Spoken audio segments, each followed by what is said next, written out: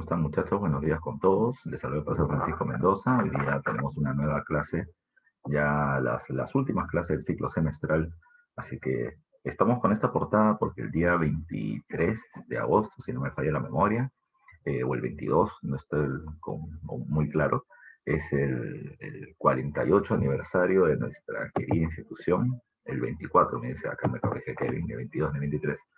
Y ya cumplimos 48 años sirviendo al pueblo de todo corazón, el 23, ya ves, ya, si no me equivocaba tanto. Entonces, estamos pues en el mes de celebraciones, así que con ese ímpetu que nos caracteriza, vamos a terminar dándole esfuerzo para este último tramo. Se suponía que el examen ya debía empezar. Ahora lo que a mí me han comentado es que el día 4, 5, 11 y 12 de septiembre están pidiendo tiempo a los profesores para poder realizar, o que se terminen dando un tiempo para el examen de admisión. Así que eso es lo que está proyectando la universidad y habría que ver si es que esto se termina cumpliendo o no. Vamos a ver, vamos a ver poco a poco cómo se desenvuelve esta propuesta. Ahora, comencemos, ya sin preámbulo, ya porque el tiempo es corto, como les decía hace un rato, tenemos que hacer gobiernos, desde el primer gobierno de José Pardo en la República Aristocrática hasta el gobierno de José Luis Bustamante y Rivero de la Primavera Democrática. Son bastantes temas que tenemos que ver. Ya en la clase anterior habíamos visto las características generales de la República Aristocrática y los dos primeros gobiernos. De manera general, recordemos algunos puntos. Primero, recuerden que quien gobierna es la oligarquía encabezada por parte de los grandes hacendados, pero secundados por banqueros, por parte de dueños de ganado, de lana en la zona altoandina, por parte de dueños de centros mineros, por dueños de medios de comunicación, pero encabezados por parte de los grandes hacendados. Además, organizados en diferentes partidos que representan sus intereses, pero siendo el más poderoso y quien va a gobernar por más tiempo el Partido Civil, excepto el periodo que va entre 1912 y 1914 que gobierna Guillermo Billinghurst. Por otro lado, decíamos que la clase media, obreros y campesinos están desplazados. Los dos primeros porque no tienen un partido político organizado que participe en procesos electorales, y el tercero porque la inmensa mayoría de la población campesina es indígena y la mayoría de estos en las zonas rurales son analfabetos porque el Estado lo ha terminado estableciendo así, no permitiéndole el acceso a escuelas en sus lugares de vivienda y además de eso generando ya que los votos se centralicen en las zonas urbanas modernas, ya modernas, y en las zonas costeñas donde el Partido Civil mayor poder e influencia terminaba teniendo. Ahora, habíamos mencionado que el Perú es un país exportador de materias primas, pero a diferencia de épocas anteriores, exportamos diversas materias primas, siendo el azúcar y el algodón, el azúcar, el caucho y el algodón los tres primeros productos de exportación, y que nuestra economía era muy dependiente de Inglaterra. Esto hasta 1914, cuando comienza la Primera Guerra Mundial. No se olviden también que en el tema social, ya digamos así, las marcadas diferencias sociales generan pues el poder en manos de hacendados costeños, lamonales andinos, otros tipos de empresarios, pero también recuerden que están los sectores muy explotados, como por ejemplo el enganchado, ya quien termina trabajando en las haciendas azucareras de la costa norte, bueno, centros mineros, con contratos laborales de mediana duración, pero que si terminaban, digamos así, perdiendo o teniendo deudas, tenían que quedarse más tiempo. Recuerden como así en la época de la prosperidad falaz se explotaba a los chinos, recuerden que ahora la mano de obra indígena, pero además los japoneses van a terminar siendo explotados mediante este mecanismo. El yanacón es un trabajador temporal que va a terminar dependiendo de las condiciones del tiempo, del clima. 6 meses trabajan por lo general en la sierra y 6 meses en la costa. No reciben un sueldo, pero sí terminan recibiendo una parcela de tierra donde deben cultivar las suyas y cultivar las tierras del gamonal. Ya no se olviden ustedes. Y por otro lado están esos trabajadores llamados con el nombre de, bueno, las prácticas de las correrías, con el cual tribus amazónicas terminaban siendo capturadas y obligadas a extraer el caucho. Ya, no te olvides tú. Ahora, saliendo de eso, vamos a recordar algún punto. Recuerden que López de Romaña ya termina siendo un candidato, digamos así, aceptado por parte del Partido Civil y Demócrata, pero que va a terminar defendiendo al Partido Civil en la medida que establece la eliminación de la Cámara de Senadores, donde el Partido Demócrata o Peronista tenía más poder. De ahí el Partido Civil en adelante tiene el control control del Estado. Recuerden que este personaje también va a terminar estableciendo el llamado Código de Aguas, favoreciendo a los grandes terratenientes y perjudicando a las comunidades campesinas. Y por otro lado, establecerá el Código de Minería, favoreciendo a la Cerro de Pasco Mining Company norteamericana a través del enganche de trabajadores. Este gobierno le va a dar paso al gobierno de Manuel Candamo, que gobierna muy poquito tiempo. Él ya es del Partido Civil, pero gobierna poco tiempo porque fallece. A su muerte, le había dicho en la última parte de la clase anterior que el Partido Civil se da cuenta que la mayoría de sus líderes están ya con una edad avanzada y van a establecer un recambio generacional, en la cual se mandará como candidato al hijo del fundador del partido, ya Manuel Pardo Lavalle, y su hijo es José Pardo Barreto, quien va a ser presidente en dos oportunidades, primero del 4 al 8 y luego del 15 al 19, como en algún momento veremos. Aquí te estoy poniendo datos importantes de su gobierno. Él asume la presidencia el día 28 de julio de 1904 y en ese mismo día Ecuador nos invade en la frontera. ¿Por qué? Pero recuerden clase anterior, primer gobierno de Castilla, disculpa, primer gobierno de Cáceres, se firma a final de su gobierno el Tratado de García Herrera, donde el Ejecutivo le entrega la mitad de Tumbes, Jaén y Maynas a Ecuador, con tal de que no se alíe Ecuador con Chile, pero recuerden ustedes que eso trae una consecuencia. La consecuencia fue que el Congreso de la República no acepta ese tratado y por lo tanto no se reconoce legalmente los territorios de Ecuador, pero Ecuador considera que esos territorios son suyos y que nosotros los tenemos capturados, prisioneros. De tal forma de que las relaciones entre Ecuador y Perú se ponen un poco tensas y por eso nos invaden en el año 4 para recuperar lo que es suyo. Los derrotamos, sí, en términos militares, pero Ecuador exige que se terminen viendo ese problema fronterizo. Recuerden que como el Perú acepta negociar con Ecuador y ponen como árbitro de esa negociación al rey de España. De la misma manera, Brasil y Bolivia nos terminan reclamando territorios y también negociamos con esos países temas limítrofes. Esta negociación en tres bandas hace que la negociación sea muy mala en realidad y que si bien con Ecuador el rey de España nos da la razón y no le entregamos territorios, las relaciones siguen tensas, pero la relación diplomática por el tema de límites de Brasil y Bolivia fue muy mal llevado y quien va a terminar pagando los platos rotos era el presidente Leguía.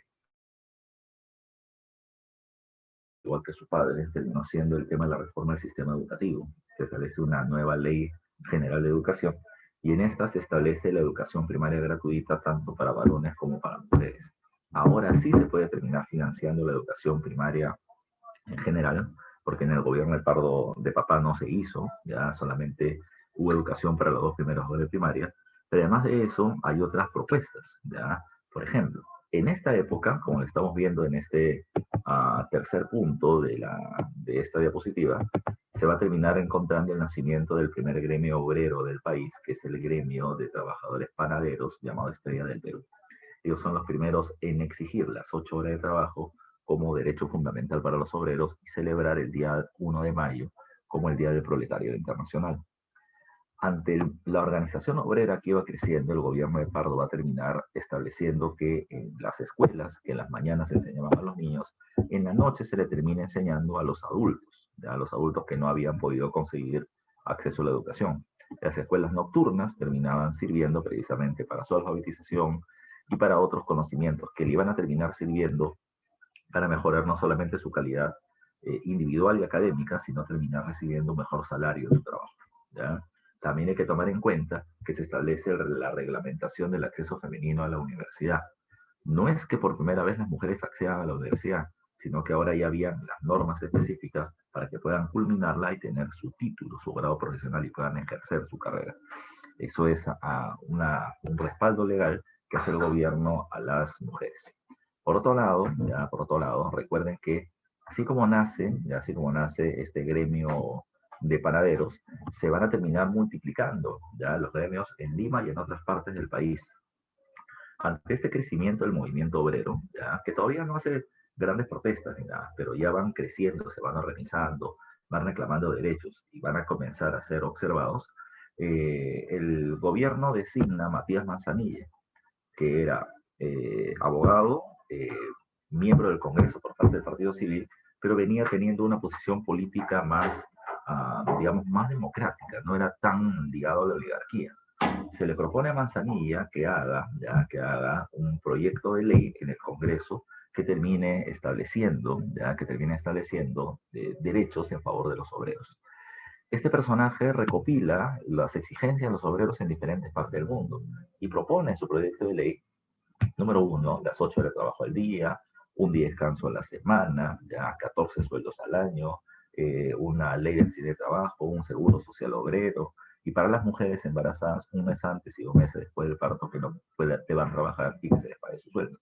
Todas esas propuestas, si bien terminan siendo, digamos así, los derechos actuales que terminan teniendo los trabajadores, fueron propuestos por parte de Matías Manzanilla, pero rechazados por el Congreso porque terminaba siendo muy costoso para el empresariado. Y precisamente los congresistas o eran empresarios o terminaban siendo defensores de los intereses de los mismos.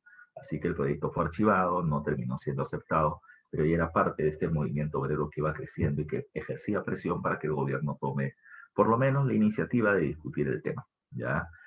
Finalmente, un aspecto importante que a mí siempre me gusta resaltar es que recuerden que acabada la guerra contra Chile se le echa mucho la culpa al partido civil de la derrota. Entonces, José Pardo, para limpiar la imagen del partido y de su padre y de su apellido, ya lo que va a terminar haciendo es congraciarse con los militares hasta a través de la construcción de la cripta de los héroes, ya en el presbítero maestro en el Cementerio General de Lima, donde se rendía precisamente honores a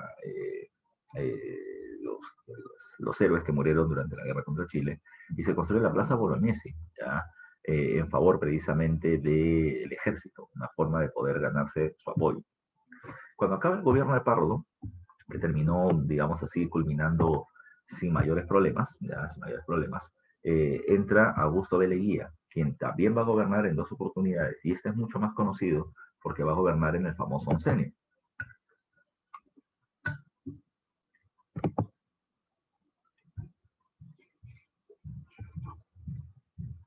Leguía en esta oportunidad pertenece al Partido Civil, ya el Partido Civil auspicia su candidatura. Y cuando él es presidente de la República, hay una serie de hechos que terminan siendo importantes. Primero, durante su gobierno, pero no promovido por parte del gobierno, en la Universidad de San Marcos, 3 intelectuales destacados, Pedro Zule, Dora Mayer y Joaquín Capello, van a terminar organizando un movimiento estudiantil, intelectual y político llamado con el nombre de la Asociación Proindígena. Ellos van a terminar denunciando los abusos que se terminan teniendo en las zonas rurales, en las zonas de provincias del país, ya con respecto a la explotación sobre el trabajador campesino y sobre el trabajador minero y la falta de derechos que terminan teniendo ellos, digamos así, defendidos por parte del Estado. Esta denuncia va a terminar siendo muy interesante porque no te olvides que quien gobierna en ese periodo es la oligarquía, ¿ya? Así que en esta época, el gobierno va a terminar siendo, no va a terminar recogiendo las propuestas de la Asociación Proindígena, pero sí va a terminar apareciendo esta voz de protesta contra este gobierno de derechos pro-oligárquicos, ¿ya?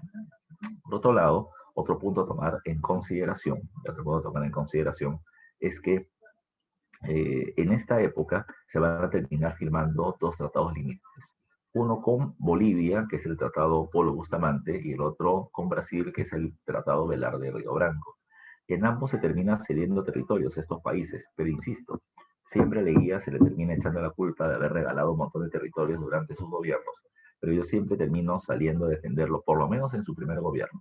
Pardo es el que decide negociar con estos 2 países, Pardo es el que llama a las negociaciones, pero acaba el gobierno de Pardo y el Estado ahora dirigido por Leguía simplemente tiene que poner la rúbrica y se le echa la culpa de toda esta mala negociación. Ahora, lo que sí fue rochoso es que durante el gobierno de Leguía, Colombia, al ver de que Perú está regalando territorios a países vecinos, Colombia también nos termina reclamando territorios. Y el Perú sale al frente porque Colombia nos invade. Movilizamos tropas encabezadas militarmente por Óscar R. Benavides y se va a terminar generando la batalla de la Pedrera, en donde el Perú derrota, ¿ya?, y expulsa a los colombianos de nuestro territorio, ¿ya? Otro aspecto a tomar en cuenta es el tema del movimiento obrero.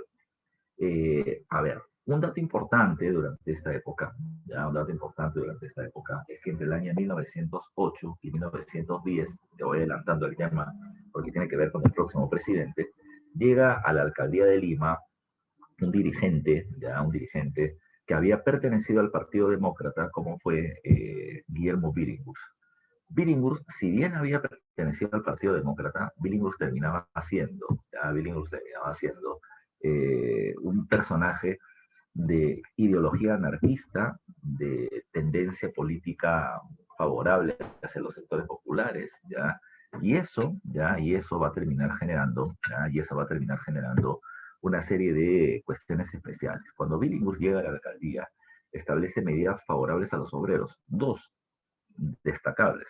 Uno termina siendo los mercados obreros, en donde los trabajadores que iban con su carnet, que trabajaban en algún lugar, terminaban teniendo alimentos más baratos y terminaba vendiendo casas, si bien no eran muy grandes, casas en barrios obreros, donde terminaban teniendo costos sociales, o sea, costos baratos. Eso hizo que el movimiento obrero pues tenga cada vez más fuerza. O sea, esto nació de la fuerza del movimiento obrero y Billinghurst terminó dando estos beneficios, siendo Billinghurst visto como un candidato o un político popular, ¿ya? Pero además de eso, el movimiento obrero iba creciendo, por eso es que este tipo de medidas que se iban realizando. Dentro de este crecimiento del movimiento obrero está el paro general obrero de 1911. En 1911, los trabajadores de la hacienda Chicama en Trujillo y los trabajadores del gremio textil Vitarte van a terminar generando el primer paro nacional de 24 horas, que si bien se terminó estableciendo en muchas ciudades y en muchas regiones, hay que tomar en cuenta, lo más importante sobre todo, es que terminó, digamos así, haciendo entender a los empresarios que si los obreros no trabajan, pues las empresas no producen y ellos se van a ver muy afectados. Fue tal el impacto que el gobierno de Leguía negocia con los dirigentes que habían organizado estas protestas y terminan negociando. Dentro de esa negociación se establece una ley llamada como la Ley de Accidente de Trabajo. La Ley de Accidente de Trabajo establecía que si tú eras un empresario, ¿ya? Si tú eras un trabajador y te lesionabas dentro del centro laboral, entonces ibas a terminar siendo indemnizado por el dueño, o este tenía que pagar la recuperación de tu salud. ¿A qué me refiero? ¿A qué me refiero? Lo que reclamaban los obreros es que los centros de trabajo terminaban siendo no solamente insalubres, ¿ya? Sino que sobre todo terminaban siendo, digamos, muy arriesgados, ¿ya? Muy arriesgados. Habían maquinarias apiladas unas sobre otras, las cuales caían sobre los trabajadores, y si el empleador era buena gente, te llevaba a algún hospital a que te cure, y si no, no había ninguna ley que te ampare y podías terminar quedando botado, ¿ya? Entonces, lo que decía la ley ahora es lo siguiente: si le pasa algo a tu trabajador porque no pusiste las condiciones de seguridad suficientes para que no les pase nada, entonces vas a tener que correr con los días, semanas o meses que no puedan trabajar, o si es que la lesión es permanente o muerte, tienes que indemnizarlos, ¿ya?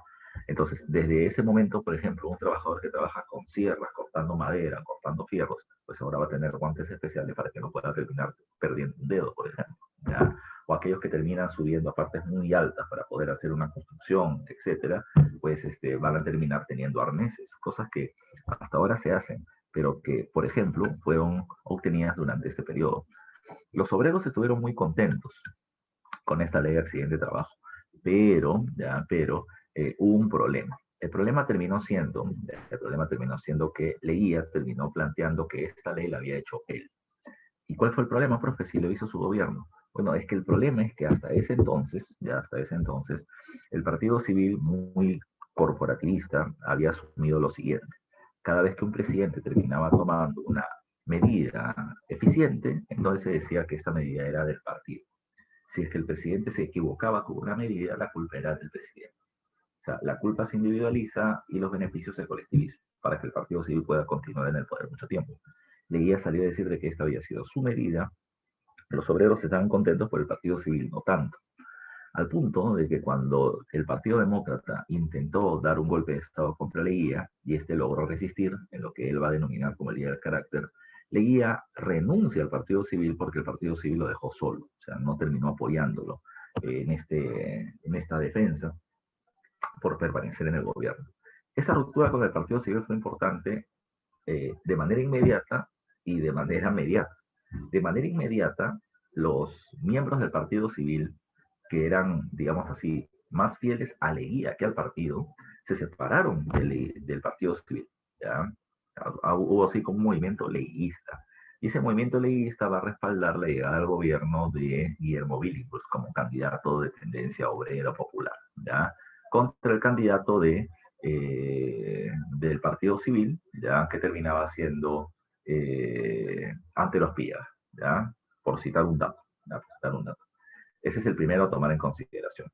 Lo segundo a tomar en cuenta, ¿ya? Es que cuando Billinghurst llega al gobierno, ¿ya? Cuando Billinghurst llega al gobierno, este va a ser un caso raro. Ya te había dicho que el Partido Civil gobierna todo este periodo de la República Aristocrática, con excepción del periodo de Billinghurst, ¿ya? Este personaje va sin un partido, pero respaldado con los votos del leguismo, y termina, además de eso, teniendo un fuerte respaldo del movimiento obrero, quien se deja seducir por la retórica populista de Billinghurst, ¿ya? Billinghurst, que ya había sido alcalde y dado beneficios en favor de los obreros, pues la gente considera de que si como alcalde dio eso, pues como presidente dará muchos beneficios más. Por eso mismo es que lo respaldan para que llegue al poder. Recuerden además que se va a terminar produciendo la famosísima, la famosísima propuesta del pan grande, el gremio de panaderos, Recuerden que hace una campaña planteando de que con Billinghurst los pobres comerían más con menos dinero. ¿Ya? No te olvides tú, ya no te olvides tú. Así que hablaban de que si el candidato del Partido Civil ante la Pía terminaba ganando, un pequeño pan francés costaría 20 centavos, y si es que ganaba Billinghurst, ¿ya? Y si es que ganaba Billinghurst, un pan baguette costaría 5 centavos. Esa era una forma de poder decir de que los pobres estarán beneficiados. Billinghurst, recuerden, no gana ya en votos, ya no se olviden ustedes. Billinghurst no gana en votos. ¿A qué me refiero? Billinghurst gana el proceso electoral a través del boicot, ya como dice acá en la diapositiva. Como el Partido Civil siempre tenía la mayor cantidad de votos, ya, entonces en ciudades específicas como Lima, Arequipa y Trujillo, lo que hizo la gente de Billinghurst fue terminar haciendo desmanes, ya, golpearon al presidente Mesa, destruyeron ánforas, quemaron documentación, y como un tercio de los votos terminó siendo declarado ilegal, el Congreso vigente, de mayoría civilista, aunque con leguistas también a un lado, pues terminaron siendo presionados por los obreros para que Billinghurst termine siendo electo presidente de la República. Billinghurst tiene un problema. El Congreso y el Ejército ya están a favor del Partido Civil. ¿Ya? Lo que tiene Billinghurst es el apoyo de la calle, el apoyo del obrero, el apoyo de quien protesta. Billinghurst, para mantener el apoyo de este sector, terminó estableciendo el Reglamento General de Huelgas del año 1913, con la cual las huelgas se legalizan y por lo tanto se multiplican. O sea, el 50% más uno de los trabajadores iba a huelga, no podían ser despedidos los trabajadores, ni podían descontarse su salario. De tal manera que a partir de eso las huelgas comienzan a crecer. La huelga más importante es la huelga de los obreros del muelle y la arcena del Callao, los estibadores, los cargadores de bultos, ¿ya? Los que suben los productos a los barcos para la exportación y los que bajan los mismos para la importación hacia el país. Sin ellos, pues el comercio internacional se paraliza, y el gobierno, para poder evitar que el comercio se perjudique, les da solo a ellos las 8 horas de trabajo, ¿ya? Pero se habla de la ley parcial de 8 horas. Cuando se establece esa ley parcial, todos los demás gremios obreros quieren el mismo derecho, así que participarán en una serie de huelgas más prolongadas. Como Billinghurst no pudo controlar y perdió el apoyo del movimiento obrero, pues los militares ligados a la oligarquía civilista dieron un golpe de Estado rápidamente, ¿ya? Óscar R. Benavides a la cabeza del golpe de Estado, y Benavides, que lo tenemos acá en esta imagen, va a terminar siendo por primera vez presidente del año 14 y 15. El derroca a Billinghurst, favorece a la oligarquía, y en su gobierno comienza la Primera Guerra Mundial. Al principio, recuerden que la Primera Guerra Mundial no fue muy económicamente favorable, porque Inglaterra comenzó a retirar sus inversiones de todo el mundo, de toda América Latina, para sostener su participación en la guerra. Pero poco a poco eso se fue reajustando, sobre todo en la época del gobierno de Paz. Un par de datos importantes es que Durante este periodo se aperturó el canal de Panamá, que había sido construido con capitales norteamericanos para poder tener rápido acceso, ¿ya? Para poder tener rápido acceso hacia el océano, del océano Pacífico hacia el océano Atlántico. Uno, sin usar los ferrocarriles ni darle la vuelta a toda América, ya podían pasarse por Panamá. Porque ese dato es importante porque al Perú le conviene. Ya no tendría que darse la vuelta por América del Sur, sino que pagando una cuota podría pasar por Panamá hacia el territorio europeo. Por otro lado, además, como las empresas norteamericanas o los capitales norteamericanos comienzan a comprar empresas inglesas, una de las empresas que ellos terminaron comprando terminó siendo la London Pacific. La London Pacific era la empresa inglesa que explotaba el petróleo en Talara y que ahora pasaba a ser llamada con el nombre de la International Petroleum Company, o IPC. ¿Ya? ¿Qué pasó? ¿Qué pasó? Bueno, en realidad no la compra la IPC, en realidad la compra la Standard Oil, empresa de la familia Rockefeller en los Estados Unidos. Compró esta empresa, pero el gobierno peruano le dijo, mira, tú puedes comprar y explotar un petróleo, pero esta empresa que estás comprando me tiene un montón de deudas, así que págame para que comience a trabajar.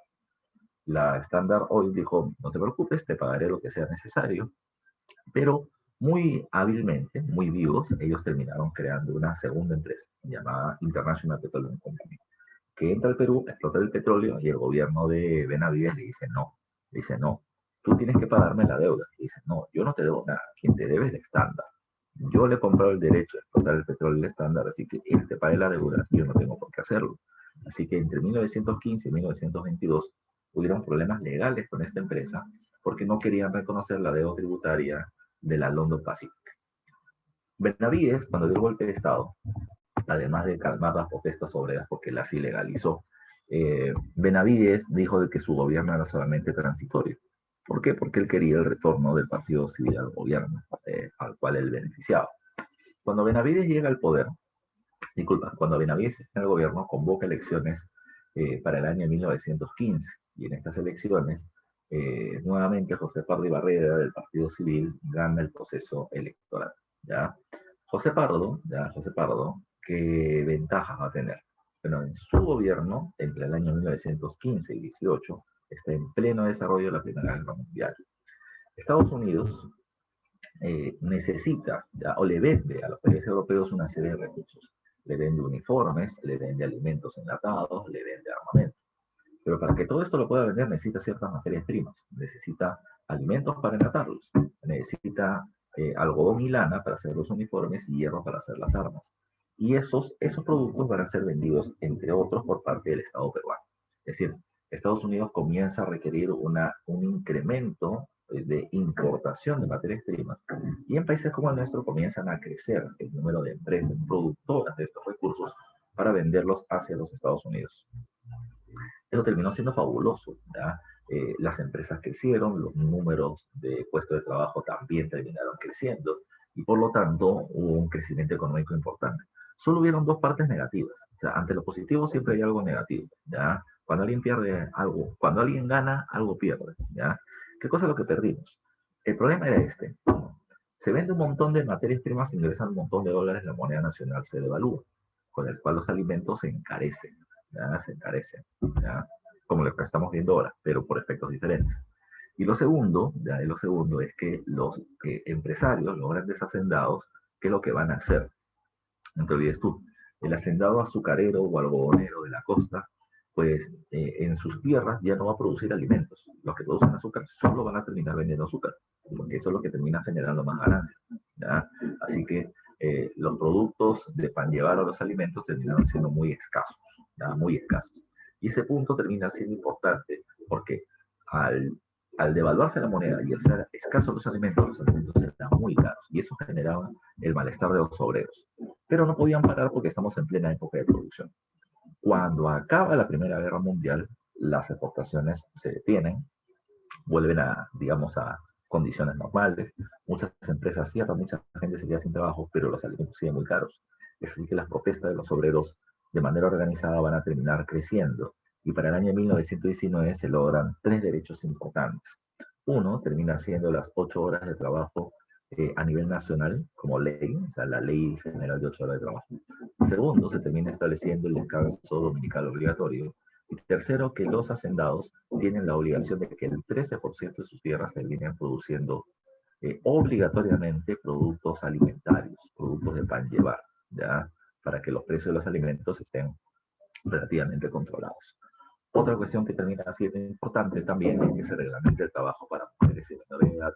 Y otro problema importante es que durante este contexto de la guerra, insisto, como las materias primas han alcanzado un gran precio, lo que va a terminar haciendo el gobierno es esto. O lo que va a suceder es esto. En la zona del sur, los gamonales dueños de tierras en la zona de Puno, en la zona altandina, lo que hicieron fue incrementar sus terrenos. O sea, tomar terrenos por la fuerza, generando de que los pequeños pastores no tengan dónde poder alimentar a sus llamas o alpacas o vicuñas. Eso terminó generando un fuerte conflicto entre los gamonales y los campesinos, y entre ellos se produce la famosa rebelión de Runimaki en Puno de aquel entonces. ¿Qué pasó? Esta rebelión va a terminar siendo aplastada, pero termina siendo la primera gran muestra de las protestas en el sur que van a terminar incrementándose, ya incrementándose, que no culminan cuando acaba el gobierno de paro, van a terminar manteniéndose en el tiempo.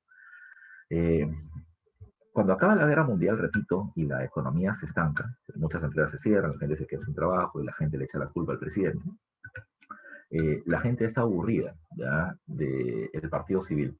Y en lugar de terminar pidiendo un golpe de Estado, la gente va a terminar pidiendo que el próximo presidente de la República no termine teniendo relación con el partido civil, ¿ya? Y que por lo tanto sea una renovación de la política. Hay varios candidatos, pero el candidato que termina ganando la elección termina siendo Leguía.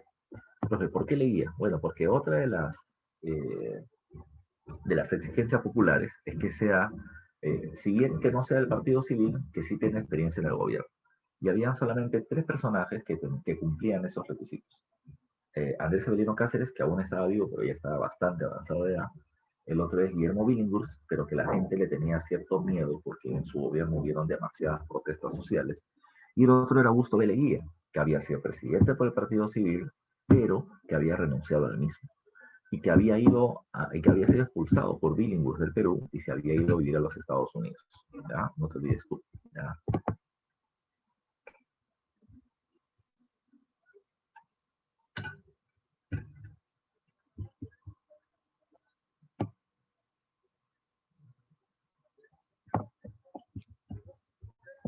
Entonces, entonces, ¿qué pasó?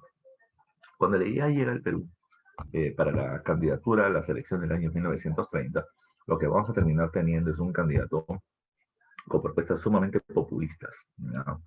Cuando hablaba de propuestas populistas, es que en los círculos en los que él se va a terminar moviendo, va a terminar presentando propuestas favorables a ese grupo para que ese grupo termine decidiendo votar por Leguía.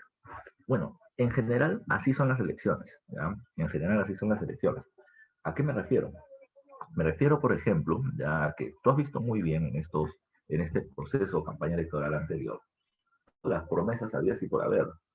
Por ejemplo, se le criticaba a Castillo ser muy populista, y al final Keiko terminó diciendo que iba a hacer todos los subsidios posibles e imposibles, ¿ya? Para terminar ganando el apoyo de la población.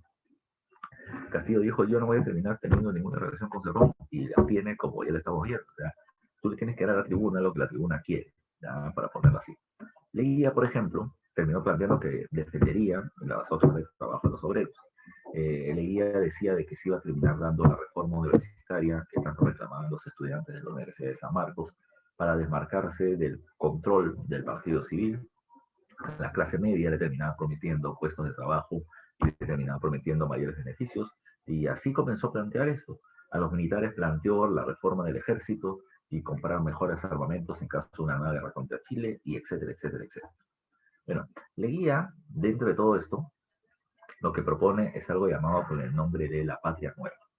Es su proyecto de gobierno, ¿no? Leguía argumentaba de que estamos a solo 2 años del centenario de la independencia y que, y que por lo tanto, era necesario terminar hacer un Estado nuevo, por eso una patria nueva. ¿Qué implicaba la patria nueva para él? Un Estado moderno. El Estado moderno significaría un Estado con una menor cantidad de burocracia que no sea controlada por el partido civil, ¿ya? Por el partido civil, pero que además de eso, ¿ya? Pero que además de eso, a ver, repito, que además de eso, ya que además de eso, se termina generando el desarrollo de la banca y la industria. Ya no te olvides, ese punto termina siendo importante. Y el modelo que deberíamos seguir es el modelo de los Estados Unidos. Y ya que no tenemos en el Perú una burguesía, un grupo empresarial arriesgado, consolidado, que nos ayude a esa industrialización, entonces Leguía, que había trabajado en los Estados Unidos, tenía contactos con banqueros norteamericanos que podían financiar dicho progreso. Este argumento de la patria nueva, ya este argumento populista de la patria nueva, va a terminar teniendo respaldo. Primero respaldo entre los sectores obreros, pero además de eso tenía respaldo por parte de los partidos de oposición. Si bien el Partido Civil es el partido mejor organizado y con mayor cantidad de votantes, el Partido Civil, el Partido Demócrata, el Partido Liberal dieron sus votos para que Leguía venza en la elección presidencial ante los días del Partido Civil. ¿Ya? Ahora, es ahí donde entramos con un segundo dato. Leguía gana las elecciones y es el presidente de la República, pero no tiene la mayoría en el Congreso. Y como no tiene la mayoría en el Congreso, sabe muy bien de que las reformas que él plantea no se van a poder llevar a cabo, porque el Partido Civil, que es el partido con mayor cantidad de congresistas, le van a hacer la vida imposible. Entonces, ¿qué fue lo que hizo Leguía? Leguía es así que comienza a transformar su gobierno en un gobierno de carácter autoritario. ¿Ya? Para que un gobierno sea considerado como autoritario debe tener tres características claras. ¿Ya? La primera característica termina siendo que el presidente, a quien dirige el poder ejecutivo, tenga el control de los otros dos poderes del Estado, el ejecutivo, el legislativo y el judicial. En ese caso, ¿qué hizo Leguía? Para mostrarte el caso. El líder del Partido Democrático Reformista, ¿qué cosa fue lo que hizo? En 1919, antes que le pongan la banda presidencial, terminó acusando al Partido Civil que dirigía el Congreso de la época anterior, de la época de Pardo, de no querer reconocer su llegada al gobierno y de promover un intento de golpe de Estado. Entonces, bajo ese argumento, Leguía va a terminar dando un golpe de Estado contra el Congreso. Entre 1919 y 1920, Leguía va a establecer un gobierno súper populista. Es decir, ya que no tiene el apoyo del Congreso, va a terminar haciendo una serie de medidas en favor de la población para ganarse su respaldo. ¿Ya? Entonces, recuerden, ¿no? ¿Qué cosa es lo que va a terminar haciendo Leguía? Leguía en este año va a terminar estableciendo, por ejemplo, apoyo a las comunidades campesinas, al indígena. ¿Qué hizo Leguía? Simón Cusco dio un discurso en quechua, no para los miembros de la élite cusqueña, sino para los campesinos. Y terminó dando el denominado Día del Indio, el 24 de junio, planteando que la sociedad peruana le debe mucho al indio.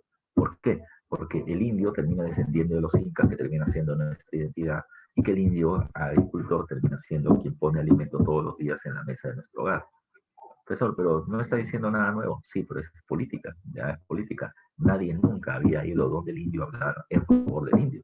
Siempre el indio había sido desdeñado. No solamente eso, Leguía terminó reconociendo este día como día no laboral a nivel nacional y además de eso termina estableciendo el reconocimiento jurídico, ya jurídico de las comunidades campesinas.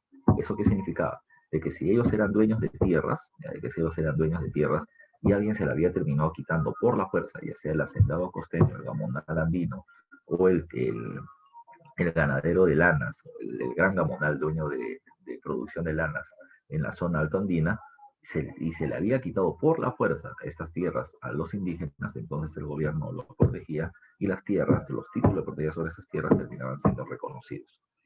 Los indígenas nunca habían recibido reconocimiento ni defensa por parte del Estado, así que esta medida va a terminar siendo para ellos fundamental. Fundamental. ¿Qué pasó?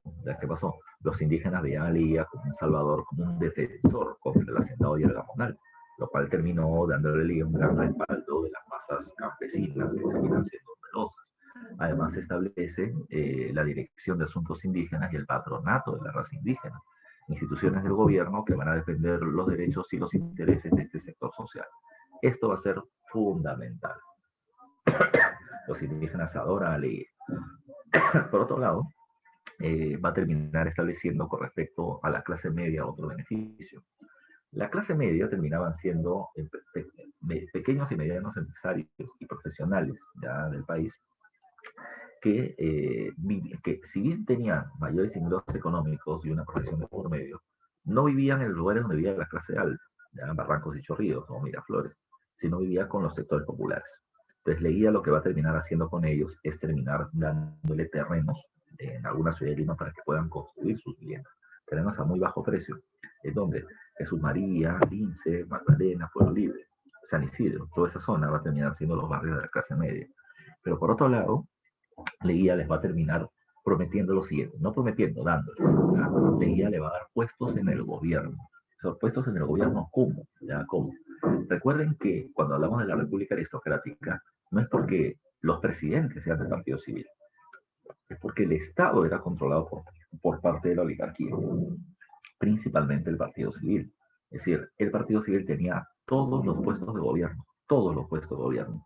Y eso es lo que va a terminar cambiando durante este periodo. Leguía saca a los miembros del Partido Civil, porque Leguía está imponiendo su autoridad y por lo tanto la vieja oligarquía va a ser desplazada del poder, pero la pregunta es ¿con quién los reemplazo? Ellos conocen la estructura del Estado, ellos conocen cómo se maneja el gobierno, así que por lo tanto tengo que terminar poniendo personas preparadas también para el caso. Y en ese sentido, la clase media profesional podía terminar siendo un buen aliado para la IA y les terminó dando beneficios. Además de cargos, les terminaba dando barrios propios para la clase media y eso terminó siendo un aspecto importante, ¿ya? No te olvides tú, ¿ya? No te olvides tú. Ahora, ¿qué más hay que tomar en consideración? ¿Ya? ¿Qué más hay que tomar en consideración? Uno de los aspectos importantes a tomar en cuenta con Leguía, ¿ya? Uno de los aspectos importantes a tomar en cuenta con Leguía es el siguiente, ¿ya? No solamente tuvo esto, sino que él era dueño de una hacienda llamada la Hacienda Puente Piedra, en lo que actualmente es el distrito que se encuentra en la zona de Lima Norte, y él le terminó dando a sus trabajadores el control de ese terreno. Y era una forma de terminar ganando el apoyo de la población. ¿Ya? Ese es un punto que hay que tomar en cuenta. Era una medida populista para que la gente diga, oh, mira, qué bueno es este gobernante que regala sus territorios en favor de los obreros. Con todo eso que estoy explicando, leía y es autoritario y populista. Ha gobernado sin Congreso durante un año, ha terminado dando una serie de favores a la población durante este periodo y en 1920 convoca ya un nuevo Congreso. De ese Congreso, cuando la gente vota evidentemente en favor de Leguía, porque Leguía se notaba que era un cambio en relación al Partido Civil y la oligarquía. Leguía va a tener a muchos miembros de la burocracia, de la clase media, que van a terminar respaldándolo, que además terminaba siendo una masa educada y numéricamente grande que va a terminar votando por él para mantener en el gobierno. Una segunda característica para poder hablar de un gobierno autoritario, ya autoritario es cuál, ¿ya? Una segunda característica es que además de que el presidente tenga el control de los otros poderes del Estado, es que el gobierno manipula las leyes a su favor. En 1920 este Congreso de mayoría leguista va a establecer una nueva constitución, la Constitución de 1920, que anula la de 1860 que favorecía a los liberales y los conservadores de la élite. Esta constitución va a ser más clase mediera. Esta constitución, por ejemplo, termina dando una ley llamada la ley de la conscripción vial, que planteaba ya de que todas las personas tenían que pagar impuestos y si no tienes dinero, la pagas con trabajo. ¿Ya? Si no quieres trabajar, ¿ya? Si no quieres trabajar, entonces vas a tener que pagar una suerte de multa, vamos a decir así, por este tiempo de trabajo que no vas a realizar. Pero todas las demás personas, varones entre 18 y 60 años, tienen que trabajar entre 1 o 2 semanas al año en la construcción y reparación de caminos y vías ferroviarias. Hasta ahí la ley no es problema, ¿ya? A mí hasta interesante me parece. El problema terminó siendo en otro lugar. En las grandes ciudades, en las ciudades importantes, ¿ya? Esto terminaba siendo respetadísimo, ¿ya? Respetadísimo. ¿Por qué? Porque tú trabajas 1 o 2 semanas, nada más. Pero en las zonas de las provincias y en las zonas de las provincias o de las zonas rurales más alejadas, esto no era respetado para nada. La gente terminaba trabajando 1 o 2 semanas al mes, no al año, ¿ya? Porque eran abusados laboralmente o explotados por sus mismos empleadores a través de una ley llamada como la ley de vacancia, ¿ya? Así como que dijo Castillo, el que no trabaja, el vago, se va al ejército. Pues en esta época, si tú eras vago, entonces te ibas a la conscripción vial. te pagaban una pequeña cantidad de dinero, pero ¿qué es lo que hacían los hacendados miserables? Porque no es otra forma de poder llamarlos. Si se había construido un camino que iba desde una mina en la sierra hacia un puerto en la costa, ¿ya? Pero acá se encontraba una hacienda, ¿qué le decía este empleador a su trabajador? Le decía, mira, si tú no quieres, para que tú no seas considerado vago, yo te tengo que dar un documento en el que reconozco que eres mi trabajador. Entonces, ¿qué vamos a hacer? Si la carretera va por acá, tú vas a hacer una pequeña desviación para que haya un anexo de esta carretera por mi hacienda, para que de esa manera yo tenga acceso a la venta de productos hacia las minas o hacia el exterior. ¿Ya? Si no construyes eso, no le termino dando, digamos, el certificado de trabajo, eres vago y te va a terminar tocando el gobierno. De esa manera se abusó ya laboralmente de los trabajadores. Pero repito, esto era legal de acuerdo a la Constitución del 20. La Constitución del 20 de Leguía no permitía reelección, pero esta Constitución va a ser reformada en 1923 y 1927, permitiendo primero una reelección y luego varias reelecciones de Leguía de manera indefinida. Esa es una manipulación de las leyes en favor del gobierno y es parte de un gobierno autoritario. La tercera característica para ser considerado un gobierno autoritario es que elimina a sus opositores. ¿Ya? Profesor, ¿qué significa que elimine a sus opositores? Significa, Leguía no los mata, vamos a ponerlo así ya.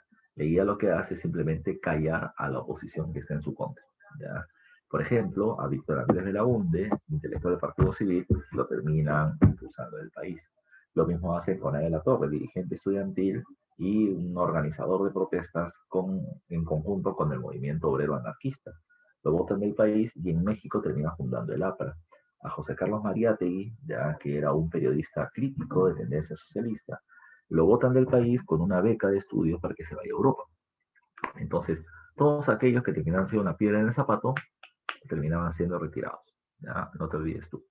¿Qué más hay que tomar en cuenta? ¿Ya? ¿Qué más hay que tomar en cuenta? El otro punto a tomar en consideración con el caso del presidente Leguía, ya, es que precisamente estos dos personajes que te acabo de comentar, Aya La Torre y María Rí, van a ser los fundadores de dos partidos de tendencia obrera, de tendencia popular, los llamados partidos populares o los partidos de masas. No te olvides, como ya habíamos dicho hace un rato, durante la época de la República Aristocrática, el gobierno era de la oligarquía, ya, los grandes empresarios organizados en diferentes partidos. Todos los partidos eran de la oligarquía, ¿ya? Pero ahora sí aparecen partidos que son alejados de este grupo. El APRA desde México, ¿ya? O Maya La Torre desde México en 1924, termina fundando la Alianza Popular para la Revolución Americana, que buscaba precisamente eso, que buscaba una integración de los países de América Latina en contra del imperialismo, en contra del imperialismo norteamericano, de la apertura del canal de Panamá y de la identidad indoamericana, como planteaba él. ¿Ya? Él planteaba que quien debería tener el control del gobierno no sea la oligarquía, sino que sea la clase media, profesionales, intelectuales con ideas de cambio y de reformas para el país, pero que estas reformas no serían completas si es que no se termina volteando a ver a los sectores obreros. Entonces, clase media y obreros van a terminar siendo parte del gobierno. No solo se tenía un discurso diciendo precisamente que los obreros tenían que ser apoyados, sino que los obreros también terminan siendo parte importante de la organización de la APRA, pero encabezados por la clase media y con propuestas reformistas. Por otro lado, el caso de Mariátegui es diferente. Después, bueno, cuando fue llevado a Europa, cuando fue obligado a ir a Europa, Mariátegui va a terminar escribiendo un texto llamado con el nombre de la escena contemporánea. ¿Por qué? Porque llega a una Europa complicada, llega a Italia a estudiar, a una Italia donde digamos así, los obreros y los campesinos, ya empobrecidos tras la Primera Guerra Mundial, y además de eso influenciados por las ideas socialistas, comienzan a generar una serie de protestas y además de eso, guiados por lo que había sido la Revolución Rusa, intentan establecer el socialismo en este país. Ante eso, ya la Sociedad Nacional de Industrias, la burguesía italiana más poderosa, financia la militarización de un grupo de excombatientes de la Primera Guerra Mundial, dirigidos por Benito Mussolini, llamados con el nombre de los Fasci de Combattimento Italiani, ¿ya? El movimiento fascista. Y lo que vas a encontrar, o lo que ve Mariátegui en Italia, es esta posición política extrema, de la extrema derecha fascista y de la extrema izquierda socialista que quiere una revolución. De eso escribió su primer libro llamado La escena contemporánea. Y luego cuando llega al Perú hace varias cosas. Funda un partido, que es el Partido Socialista, donde plantea que quien debe gobernar es el proletariado del obrero de acuerdo a la tendencia revolucionaria mundial encabezada por la Unión Soviética, y que ésta debería terminar teniendo el apoyo de los campesinos. ¿Por qué no gobiernen la clase media como pedía ahí la Torre? Porque si bien la clase media va a tener muchas ideas de reforma y estas serán positivas, en algún momento estas reformas ya beneficiarán a la clase media y ellos ya no van a querer ni perder el poder ni generar cambios que a ellos los afecten. Por eso es que pasarán de revolucionarios a conservadores. Así que quien no tiene nada que perder, que son los obreros, haría medidas mucho más radicales en favor del pueblo. Era su propuesta. ¿Ya? Era su propuesta. ¿Qué más va a terminar pasando? ¿Ya? ¿Qué más va a terminar sucediendo? Lo que va a terminar sucediendo, además, es que Aya La Torre María Tegui, además de formar el Partido Socialista, dirigido por obreros y apoyado por campesinos, planteaba, eh, escribió un texto llamado con el nombre de los 7 ensayos de interpretación de la realidad peruana, ¿ya? Donde veía diferentes puntos en donde debería mejorar el país, sobre todo en el tema del indio con respecto a la propiedad sobre la tierra. Otro aspecto importante de hablar de María Tegui es que cuando Aya La Torre le dijo que, así como tú me planteas que la clase media no debe gobernar porque son solo reformistas, yo considero que los obreros no pueden gobernar en el Perú porque terminan siendo muy pocos y poco organizados. Primitivo fue la palabra de La Torre. Bueno, lo que hizo María Tegui fue organizar algo llamado como la CGTP, la Central General de Trabajadores del Perú, para terminar preparando ideológica y políticamente a los obreros en caso de que lleguen a gobernar. Lo interesante, vuelvo a plantear, es que por primera vez los obreros eran parte de la organización, de una organización política, y eran parte del discurso y de las propuestas de reforma o cambios que ellos terminaban planteando. Ya no se hablaba solo de los beneficios de la oligarquía, sino de partidos que terminaban favoreciendo estos grupos y que van a ser muy influyentes durante toda lo restante del siglo XX. ¿Ok? Otro aspecto a tomar muy en cuenta, además de lo que te he dicho, es esto. Recuerden que en 1921 se celebra el centenario de la independencia del Perú. Y producto de este centenario, es que se va a terminar generando una reconstrucción, ya vamos a poner así, una reconstrucción de la ciudad de Lima. Cuando hablo de la reconstrucción de la ciudad de Lima, es que se terminó estableciendo una Lima moderna, ¿ya? Esa termina siendo la palabra correcta. Se establece una Lima moderna para terminar mostrándose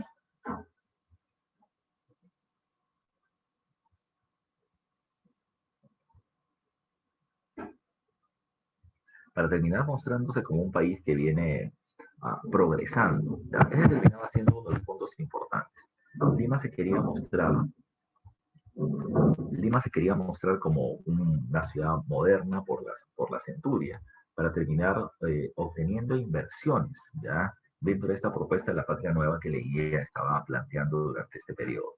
Se van a terminar construyendo avenidas modernas, calles, plazas, ya como la Plaza Martín, la Plaza Moncocapa, con donaciones precisamente a algunos monumentos por parte de algunos países para que se termine estableciendo estas obras de conmemoración de la cintura de la independencia peruana. Ahora, ¿qué más hay que tomar en cuenta? Otro aspecto es el aspecto económico. ¿Ya? Es el aspecto económico. Durante el gobierno de Leguía, como ya les había mencionado, se va a terminar estableciendo la consolidación económica de los Estados Unidos, no solo sobre el Perú, sino sobre América Latina de manera general. Estados Unidos, ya la banca norteamericana, dueña del 60% de las reservas de oro mundial, van a comenzar a dar préstamos de manera importante en los países de América Latina. Esta política de préstamos tenía varias aristas. La primera es que ellos nos prestaban y nos enganchaban económicamente. ¿Por qué? Porque no solamente nos van a terminar cobrando intereses, sino que además los principales recursos naturales del Perú van a tener como prioridad la explotación por empresas norteamericanas a las cuales se dará una serie de beneficios. ¿Beneficios como cuáles? Por ejemplo, la IPC, ya la International Petroleum Company, que en 1915 no se le permitió la explotación del petróleo de Talara por la deuda tributaria que se le exigía, Leguía va a firmar con ellos un tratado llamado con el nombre del Lago de París. En 1922, el gobierno, ya, el gobierno,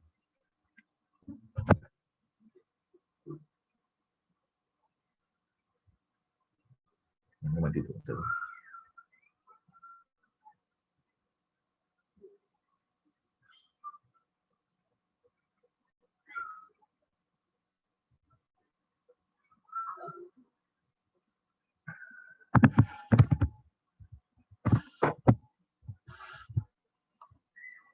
ya te decía, en la,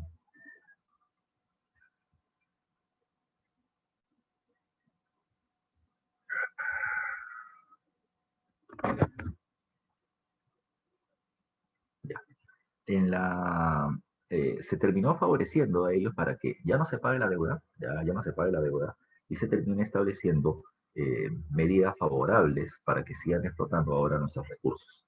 ¿Qué más hay que tomar en cuenta? También la Peruvian Corporation, porque la Peruvian no era de los capitales británicos después de la guerra contra Chile, sí, pero ahora fue comprada por parte de los norteamericanos. O sea, la Peruvian cambió de manos, cambió de dueños, ¿ya? Y lo que vamos a terminar encontrando es que si a la Peruvian se le había entregado en el contrato Grace la explotación de ferrocarriles por 66 años, ahora se le va a terminar entregando los ferrocarriles a perpetuidad. Es una muestra de la dependencia económica y los favores que vamos a tener que hacer a los Estados Unidos por el control que ellos tienen sobre nuestra economía. ¿Ya?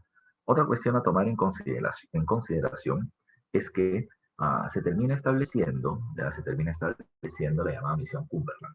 El Perú se ha comprometido a pagar una cierta parte de nuestro Producto Bruto Interno como parte de la deuda externa, pero no lo estaba haciendo y no lo estaba pagando porque no había plata.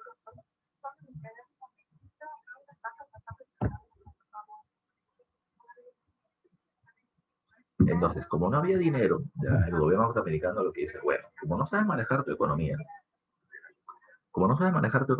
entonces lo que vamos a terminar haciendo es enviarte una misión económica para que te diga cómo hacerlo. ¿Ya? Y nos envían la llamada misión Cumberland, ¿ya? La misión Cumberland. Pero el representante de Estados Unidos, ya Cumberland, Mr. Money o Mr. Money, Mr. Dinero, que le decían al señor Cumberland que vino a organizar por acá, se terminó yendo espantado del Perú por la tremenda corrupción que observaba durante el gobierno de Leguía. Y eso va a terminar siendo muy duro para este periodo. Pero bueno, repito, la dependencia económica del Perú de Estados Unidos y de muchísimos países de América Latina y Estados Unidos era parte del contexto post Primera Guerra Mundial.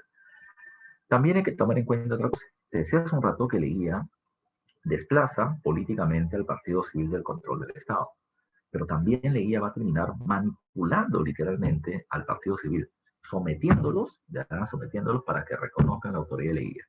Y la mejor forma de someterla fue la siguiente. Recuerden que la oligarquía, ya, o el partido civil que representaba la oligarquía, en su mayoría eran hacendados, los grandes hacendados del país. ¿Qué hizo Leguía? Fácil, les cortó el agua. ¿Ya? Leguía va a terminar haciendo dos grandes obras de irrigación. Olmos en el norte e Imperial en Ica. ¿Ya? Con estas obras lo que se buscaba era ampliar la zona de cultivo, por eso el hacendado no se ve perjudicado, al contrario, se beneficia. Claro, Leguía le dice, yo te puedo beneficiar con estas grandes obras, pero siempre y cuando me reconozcas como autoridad y no quieras terminar poniéndote en mi contra. Si no, te corto el agua, ya te corto el caño. Esa fue la ley de aguas establecida por parte de Leguía. La oligarquía, repito, en términos económicos no va a ser perjudicada. En términos políticos sí, ¿ya? En términos políticos sí, ¿ya? A ver, un momento.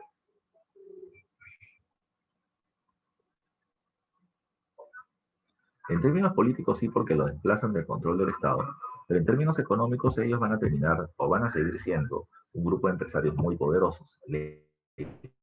Ya les quita su riqueza, van a seguir teniendo plata, sus niveles de producción, pero en términos políticos los tienen muy controlados.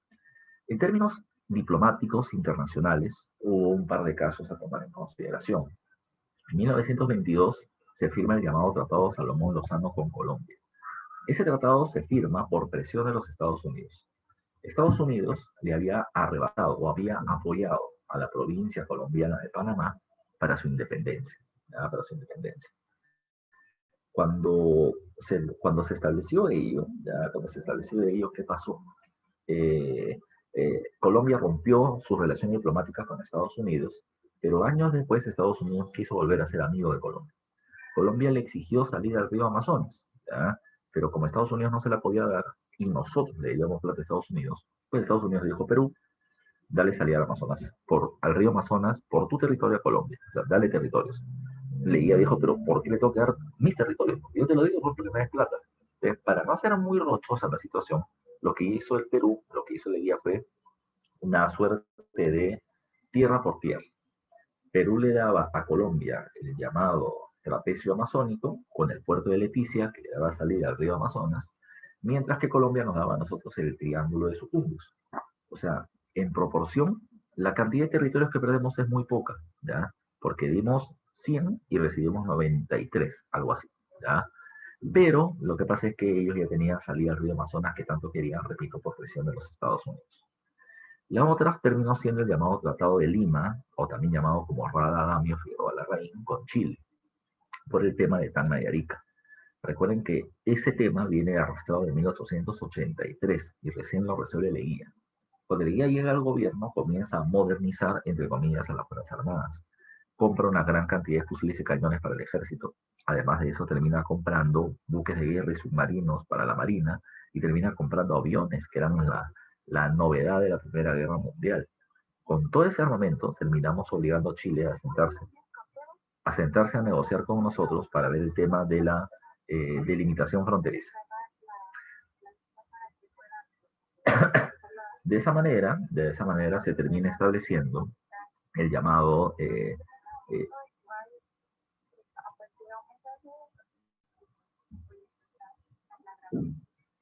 de esa manera se termina estableciendo esta presión para que Chile acepte, ¿ya? Para que Chile acepte la presión. A ver, se debió hacer el plebiscito, ¿ya? Pero como Chile no quiso, ¿ya? Como Chile no quiso, se termina estableciendo lo siguiente. O como Chile no había querido anteriormente, y hacer un plebiscito podía ser muy riesgoso porque Tacna y Arica podían querer votar para Chile. Lo que el Perú es lo siguiente, que Arica se quede con Chile y con Tacna, que siempre hemos dado una posición patriótica pro-peruana, entonces termine quedándose con el Perú. Ese terminó siendo el acuerdo.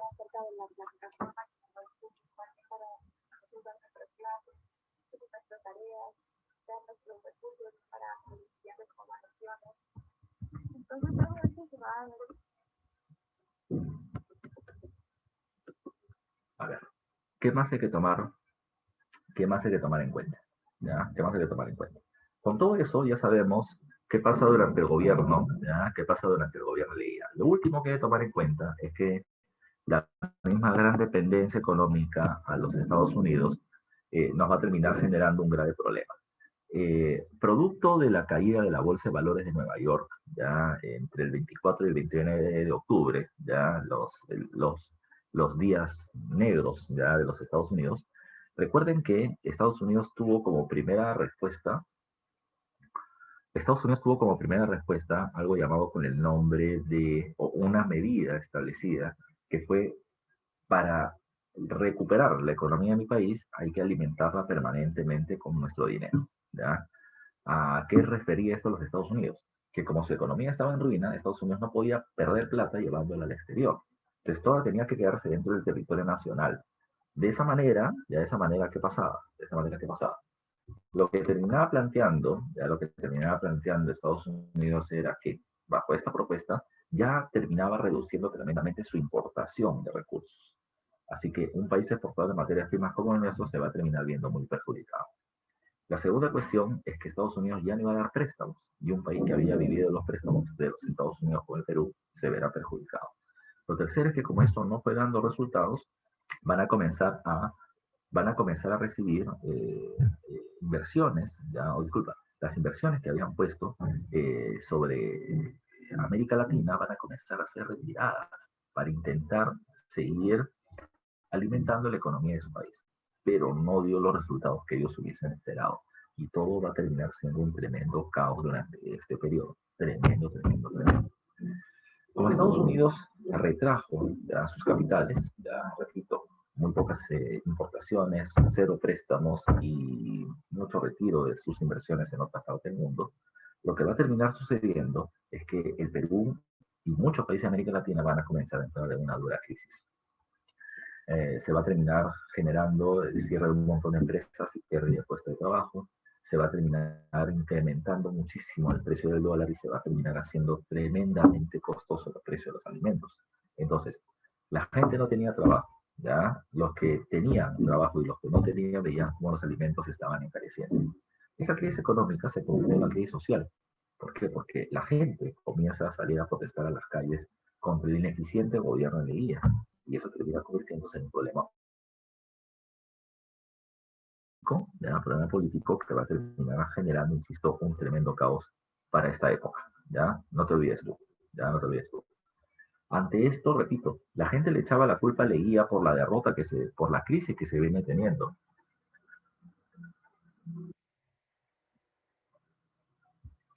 ¿Ya?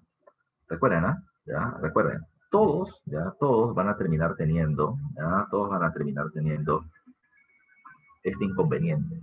Así que como la gente le echaba la culpa a Leguía, ya las movilizaciones en las calles fueron creciendo. El APRA y el Partido Comunista van a terminar exigiendo la salida de Leguía del gobierno, ¿ya? Pero entre estos mismos grupos van a decir, no pidamos solamente la salida de gobierno, lo que ellos van a terminar pidiendo, ¿ya? Es un cambio en el sistema de gobierno, ¿ya? Gobiernos, gobierno de tendencia comunista, ¿ya?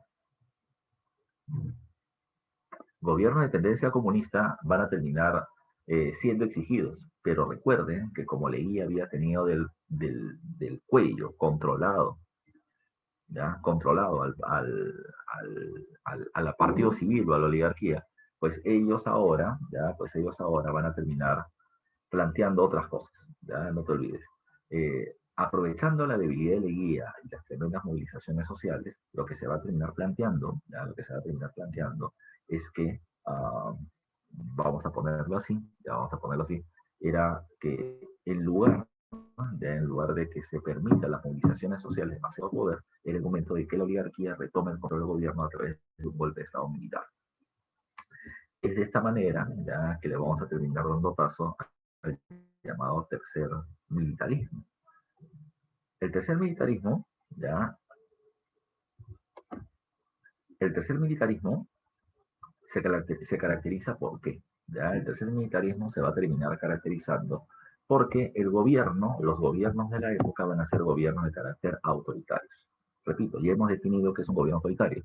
Es un gobierno donde el presidente o el poder ejecutivo tiene el control de los otros dos poderes del Estado, en que manipula las leyes a su favor y en el que además expulsa o elimina opositores, ya sea asesinándolos, encarcelándolos, expulsando del país, etcétera, pero los acalla.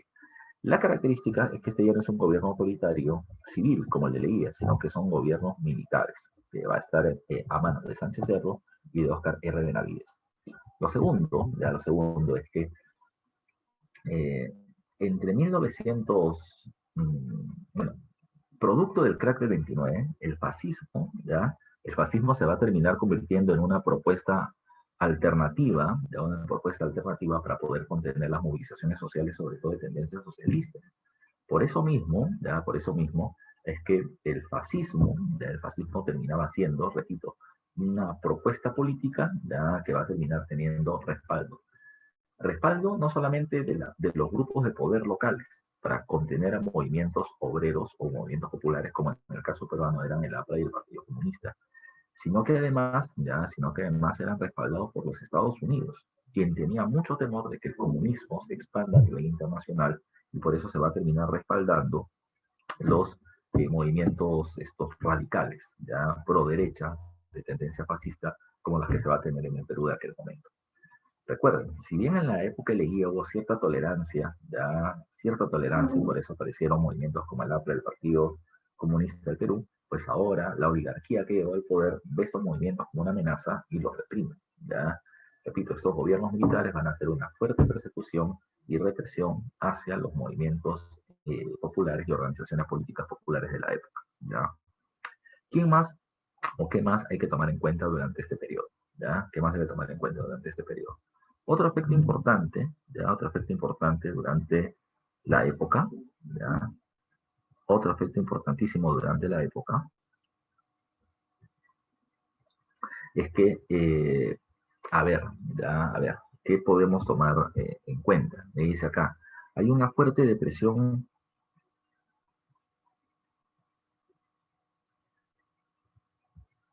Hay una fuerte depresión económica. No se olviden de eso, ¿ah? Ya no se olviden de eso. ¿A qué me refiero? Cuando hablo de la, cuando hablo de la crisis del momento a tomar en consideración, ¿ya? Es que la crisis se inició en 1929 con la caída de la Bolsa de Valores de Nueva York. Y entre 1929 y 1933 lo que vamos a terminar teniendo es la denominada Gran Depresión, o sea, el momento más duro de la crisis, ya con una caída muy fuerte de la economía de los Estados Unidos y un desbalance de la economía mundial. En el año 33 y el año 36 vamos a terminar encontrando algunas medidas de gobierno ya hechas por parte del presidente Roosevelt de los Estados Unidos con el llamado New Deal y las medidas keynesianas. ¿Ya? Eso terminó siendo importante, ¿ya? Terminó siendo importante. ¿Por qué? Porque la economía comenzó a tomar un rumbo diferente. El Estado comenzó a intervenir más fuertemente en la economía, promoviendo grandes obras de infraestructura, promoviendo mejores salarios para la capacidad de consumo por parte de la población y mejorar precisamente la condición del mercado, ¿ya? Y con eso la economía de Estados Unidos comenzó a mejorar, ¿ya? Cuando la economía de Estados Unidos comenzó a mejorar, comenzó a dar préstamos a América Latina y comenzó a recuperar sus importaciones, con lo cual nuestra economía poco a poco comenzó a mejorar también. Por eso se dice acá, hay una fuerte depresión económica, ¿ya? Pero hay una lenta recuperación a partir del año 36 con las mejoras de los Estados Unidos. Ese incremento de la intervención estatal, no te olvides, es lógico porque se comienza a utilizar el modelo keynesiano promovido por los Estados Unidos. ¿Ya? No te olvides esto. ¿Ya? ¿Qué más hay que tomar en cuenta? ¿Ya? ¿Qué más hay que tomar en cuenta? Recuerden que en el año 1930, como te dije, los militares encabezados por Sánchez Cerro van a dar un golpe de Estado contra la Leguía. ¿Ya? Y a partir de ese momento Sánchez Cerro no se convierte en presidente en Perú, sino que va a terminar formándose la llamada Junta Militar de Gobierno.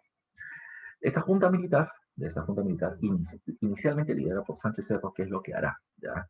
Eh, a ver, obtiene un país con una crisis económica muy alta, ¿ya? Y le va a echar la culpa de esto al IA y la corrupción de su gobierno. Precisamente muchos funcionarios del gobierno de IA acusados de corruptos van a terminar siendo llevados al Tribunal de Sanción Nacional, donde hay una cacería de brujas, ¿ya? Ahí me gusta llamarlo así, porque entre 1930 y 1931 se capturan un montón de miembros del Partido Civil acusados de corrupción.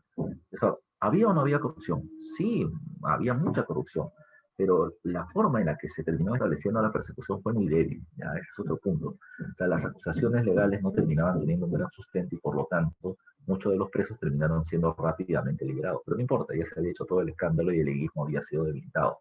Con eso, ¿ya? Con el debilitamiento de la guía y el retiro de las clases medias del control del Estado, la oligarquía vuelve al poder con el rostro precisamente de los militares a la cabeza. Pero entre los perseguidos por el gobierno de Leguía va a estar precisamente, disculpa, entre los perseguidos por el gobierno de la Junta Militar está el propio Leguía, quien termina siendo encarcelado y de la cárcel escribe un libro llamado Yo corrupto, yo ladrón, en donde él termina mostrando, evidentemente con pruebas que tenía, que si el gobierno tenía así de presupuesto, pues esto fue lo que gastó. Yo no me he robado nada. Bueno, pues esa era su palabra. Pero lo que él terminaba concluyendo en su libro es que si él había tenido un pecado, él había sido pelearse con la oligarquía. Oligarquía, siendo un líder popular, simplemente es un perro guardián de la oligarquía que él se había encargado de debilitar. Esto fue un punto clave, ya esto fue un punto clave, porque la gente vio esto y los periodistas le preguntaron a Sánchez Cerro qué opinaba. Sánchez Cerro decidió callarse ante la crítica de Leguía.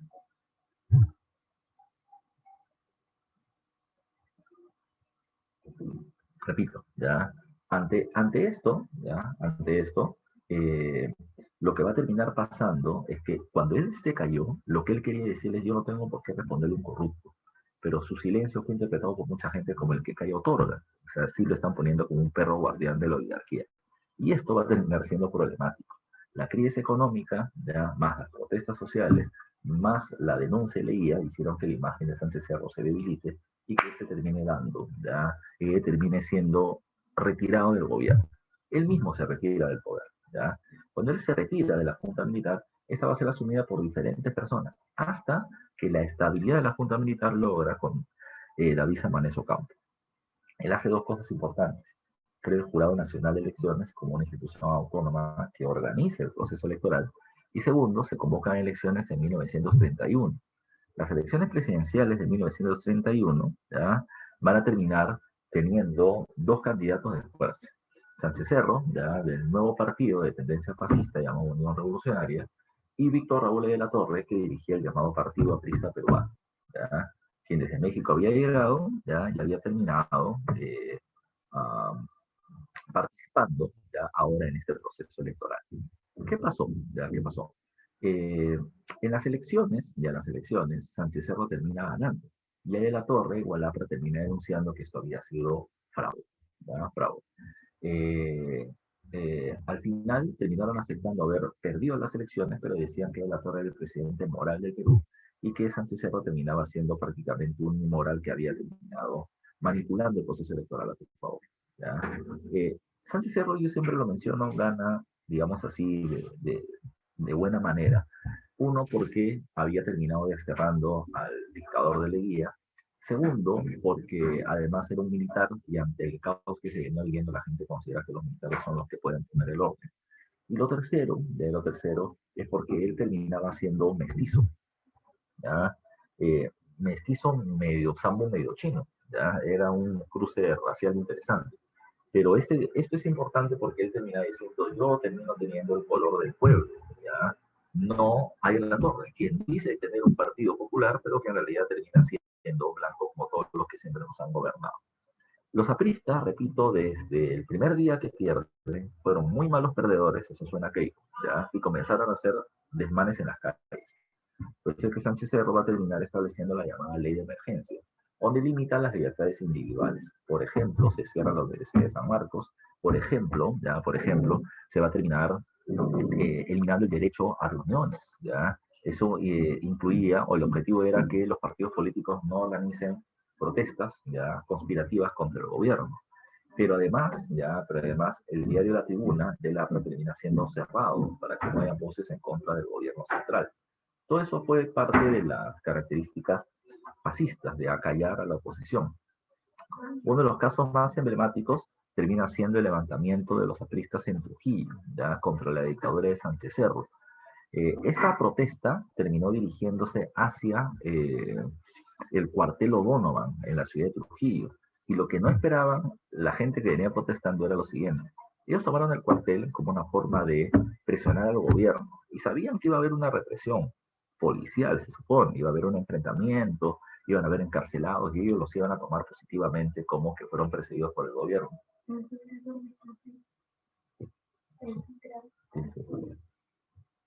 Ahora, ¿qué es lo que va a terminar sucediendo? Lo que va a terminar sucediendo es que cuando ellos tomaron el cuartel, lo que no esperaban era lo que sucedió. El gobierno terminó enviando a la Fuerza Aérea y bombardeó, ¿ya? Y bombardeó el cuartel, ¿ya? Bombardeó el cuartel, ¿ya? Y cuando los que murieron dentro, los que no murieron dentro, salieron afuera, los militares los capturaron y los llevaron a las paredes de Chanchán y fusilaron a muchos apristas. Los apristas dicen haber perdido ese día 3.000 apristas. El gobierno dice que solamente mató 300 apristas. No importa el número, si fueron 3.000 o 300, ¿ya? O 3 o 500 o 1.000. La cuestión es que esta violencia con la que actuó el gobierno va a terminar siendo muy rechazada por parte de la población. La imagen de Sánchez Cerro se había debilitado. Hubo un evento que fue muy importante para Sánchez Cerro, el llamado incidente de Leticia. Ya en varias oportunidades, la población de Leticia, territorio que había pasado a manos de Colombia con el profesor Salomón Lozano, quisieron regresar al Perú, ¿ya? Sacaban bandera colombiana, ponían bandera peruana, terminaban haciendo hurras por el Perú, y el ejército colombiano los terminaba callando. Siempre hubo enfrentamientos. Hasta que este terminó siendo llevado al Tribunal Internacional de la Sociedad de Naciones, ¿ya? De la pre-ONU, por así decirlo.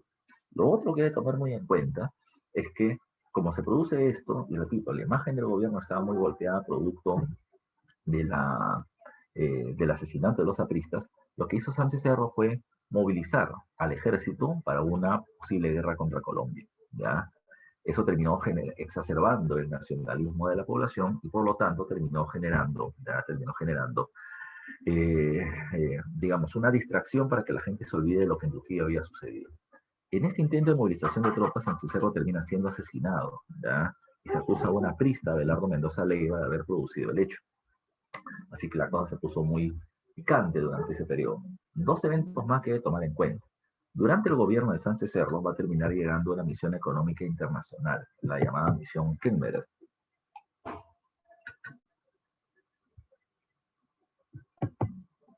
La misión Kemmerer había llegado desde los Estados Unidos, ya de los Estados Unidos, para reorganizar nuestra economía.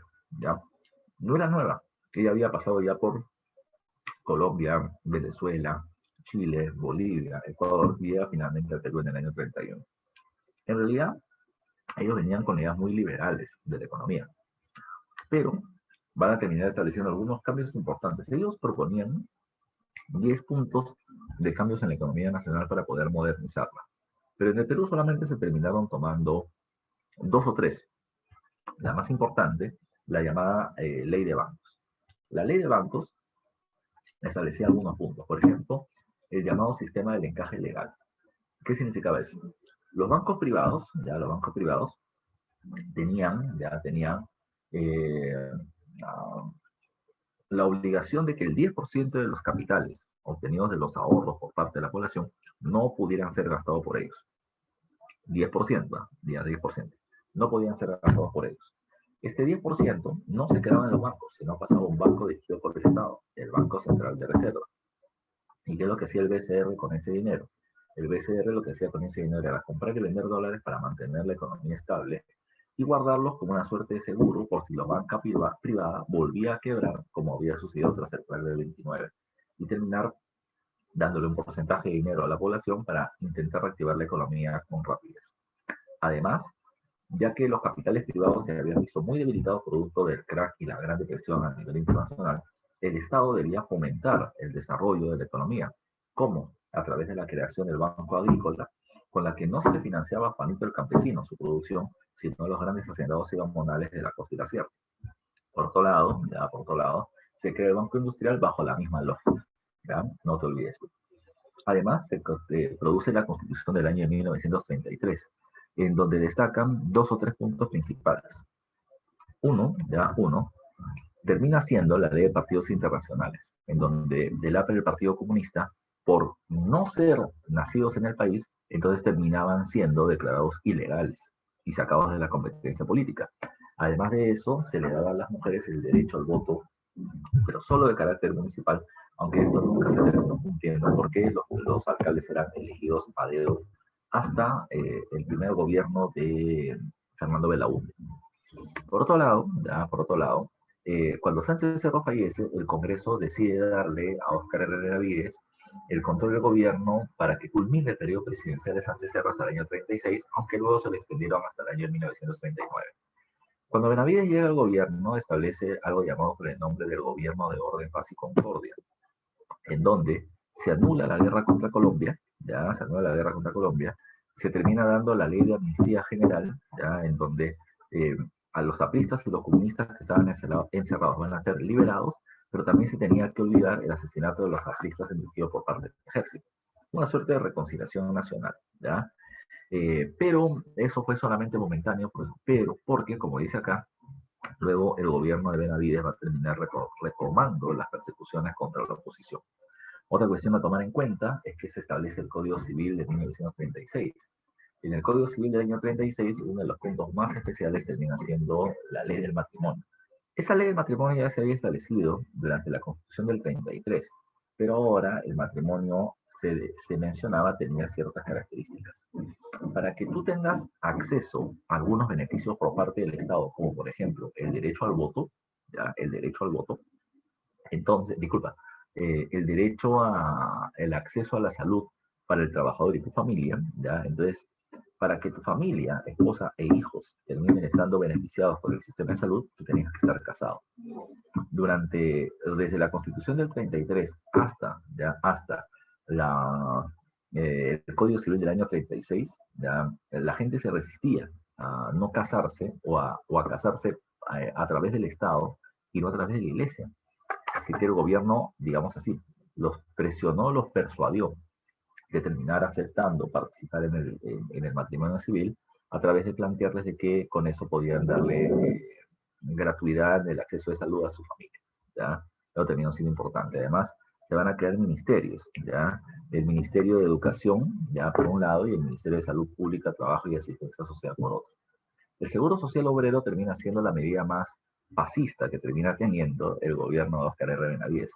Eso aguanta. ¿Cómo va a ser fascista si va a terminar siendo una medida favorable a los obreros? Es que, vuelvo a un punto. El fascismo no tiene que ser necesariamente, ¿ya? Y eso tienen que tomarlo muy en cuenta, el fascismo no tiene que ser persecución y asesinato, ¿ya? Y asesinato de los obreros, o sea, no tiene que ser así. El fascismo tiene dos formas de actuar, a mí me gusta llamarlo así, un guante blanco y un guante hierro. El guante blanco es con el que termina dando medidas favorables, ¿ya?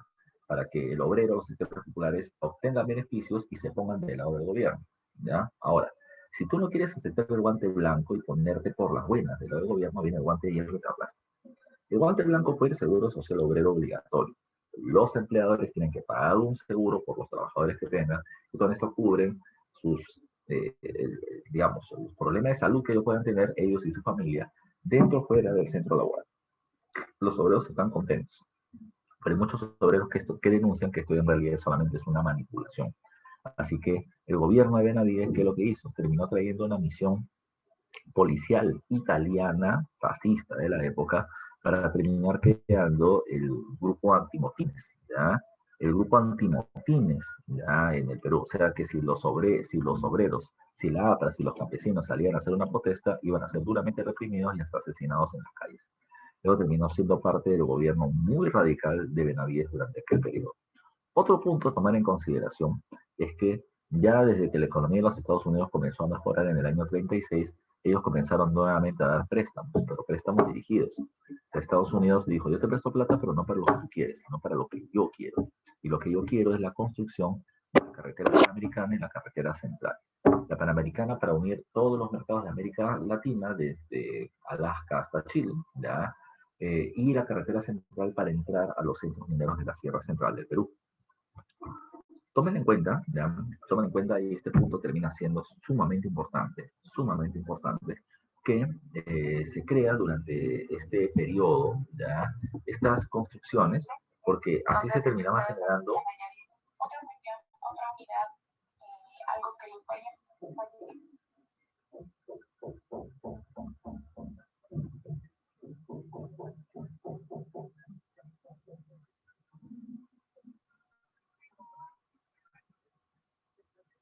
Ya, repito, como te decía, de esto servía para poder generar muchos puestos de trabajo, ¿ya? Muchas medidas en favor del gobierno, los cuales precisamente terminaban siendo altamente favorables, ¿ya? Benavides sabía que tenía que pagar la deuda de las construcciones, pero sabía además de eso que en este momento iba a generar muchos puestos de trabajo para un montón de gente que no tenía chamba, y eso le era conveniente. Para 1939 la cosa cambia. Ya recuerden, Estados Unidos está respaldando estos gobiernos de tendencia fascista porque era una forma de contener el avance del comunismo o de los movimientos obreros. Pero ahora, con el inicio de la Segunda Guerra Mundial, Estados Unidos ya no quería saber nada, absolutamente del fascismo. Así que Estados Unidos puso una medida muy clara. País que quiera tener 20 materias primas hacia los Estados Unidos y quiera ganar plata, como en la Primera Guerra Mundial, entonces no tienen que tener gobiernos fascistas. Así de clara fue la posición de los Estados Unidos. De tal manera que eso terminó generando en países como el nuestro algo llamado con el nombre de la Primavera Democrática. ¿Qué es la Primavera Democrática? Es la alianza electoral de diferentes partidos políticos, para evitar la llegada del fascismo al gobierno. Ahora, recuerden que la primavera o el florecimiento de la democracia va a estar ligado a la tolerancia. A diferencia de la época anterior, de la época del tercermitarismo, los partidos como el Partido Comunista, perseguidos y reprimidos, ahora van a terminar siendo, digamos así, no defendidos, pero van a terminar siendo por lo menos aceptados, ¿ya? Por parte de la élite que va a gobernar el país. Otro dato a tomar en cuenta es el siguiente. Recuerden que En el caso peruano, el fascismo y la Unión Revolucionaria, y contra ellos se hizo una alianza electoral. Otro, en la República Aristocrática, no te olvides que quien gobernaba era la oligarquía hacendaria. Durante el 11 leguía, la clase media. Durante el tercer militarismo, nuevamente la oligarquía hacendaria a través de los militares tomaron el control del gobierno. Y ahora quien va a gobernar termina siendo la élite industrial, la burguesía industrial nacional, a través de la imagen de Manuel Prado Ugarteche y José Luis Bustamante Rivera. No te olvides tú, ya no te olvides tú. Ellos, esta burguesía nacional, no es una productora de tecnología y conocimientos, sino que por el contrario termina siendo a una, ¿cómo podríamos decir cuál sería la palabra adecuada? Ellos terminaban siendo compradores de tecnología extranjera. Ellos tenían máquinas, pero no porque las producían, sino porque las compraban del exterior. ¿Ya? De esta manera sustentaban su desarrollo industrial, su desarrollo productivo. ¿Qué más hay que tomar ¿Qué más hay que tomar en cuenta? ¿Ya? ¿Qué más hay que tomar en cuenta? Durante este periodo, hay dos presidentes, Manuel Prado Ugarteche y José Luis Bustamante Rivera. Manuel Prado va a llegar al gobierno estableciendo una alianza con el Partido Comunista Peruano. ¿Ya? Ya no te olvides, ¿eh? Ellos van a hacer una alianza con el Partido Comunista del Perú. Y con respecto a la PRA va a haber una suerte de persecución, aunque no tan agresiva como en la época del tercer militarismo. ¿Ya? Durante este periodo, repito, PRA es el representante de la burguesía industrial y él va a terminar, o este grupo es el que se va a beneficiar durante esta época. Lo más importante es el contexto. Durante todo el gobierno de Prado se viene desarrollando la Segunda Guerra Mundial. Una parte positiva es que Estados Unidos terminó planteando en América Latina, ¿sabes qué? No te voy a poder vender ni muchas maquinarias, ni muchos productos, ni mucha tecnología, porque yo la requiero para el desarrollo de la Segunda Guerra Mundial. Entonces, lo que yo voy a terminar haciendo es venderte tecnología que para mí ya no termina siendo útil. Y es ahí donde la burguesía industrial nacional compra ese tipo de maquinarias para su uso. Ahora, esto va a terminar generando otro aspecto importante. Estados Unidos, repito, en la política de buena vecindad hizo lo siguiente. Nos terminó vendiendo o nos terminó comprando nuestras materias primas, ¿ya? Y nos terminó vendiendo maquinarias, ¿ya? A cambio de terminar siendo aliados de los Estados Unidos. ¿Cuál fue esta alianza con los Estados Unidos? Nosotros le terminamos dando una base aérea, la base aérea del Pato en Talara, para que contenga un posible ataque japonés sobre las inversiones norteamericanas en territorio peruano, en América del Sur. ¿Ya? También hicieron lo mismo Ecuador y Chile. Además de eso, expulsamos japoneses hacia los Estados Unidos en condición de refugiados porque Estados Unidos tenía temor de que ellos quieran hacer algún tipo de ataque sobre sus empresas. Ahora, una cuestión que fue especial es que durante el gobierno de Prado, mientras que Estados Unidos estaba en plena guerra, nosotros tuvimos una guerra contra el Ecuador. ¿Ya? No te olvides de ese dato que es importante. Tuvimos en el año 41 una guerra, Ecuador nos invade y el Perú terminó movilizando rápidamente sus tropas. En tierra, pues, terminamos ganando en la batalla de Aguas Verdes y en la batalla de se me olvidó el nombre, en la batalla de Tumbes, ¿ya? Pero además de eso, vamos a terminar llevando aviones con paracaidistas que van a terminar saltando sobre la provincia de El Oro en Ecuador, siendo el primer ataque transportado ya aéreo de América Latina sobre otra región. Perú le gana a Ecuador la guerra, ¿ya? Le gana a Ecuador la guerra. Pero firman el armisticio de Talara, o sea, decidimos dejar de lado los enfrentamientos y establecer un acercamiento para establecer un tratado de paz, pero Estados Unidos nos obligó a sentarnos ya para firmar un tratado de paz en la que se firma el llamado Protocolo de Paz, Amistad y Límite de Río de Janeiro del año 42. Un punto a tomar en cuenta con respecto a la presión o este tratado es que en este tratado el Perú terminó estableciendo o terminó aceptando que la nueva frontera entre el Perú y el Ecuador sería la cordillera del Cóndor, con el cual terminó invadiendo. ¿Ya? Pero insisto, todo eso se hizo por presión de Estados Unidos. ¿Por qué? Porque Estados Unidos renegaba de que mientras que nosotros nos veníamos gastando nuestras materias primas en nuestro conflicto interno, ellos lo requerían para la Segunda Guerra Mundial, que era mucho más importante. Por eso nos presionaron para ponerle fin a este conflicto. Insisto, las exportaciones van a crecer tremendamente, ya el número de empresas y puestos de trabajo también termina creciendo, pero hay una parte que es complicada, que ya también te había mencionado antes. Cuando crecen las exportaciones, llega una gran cantidad de dólares y se devalúa la moneda nacional. Eso termina siendo un problema.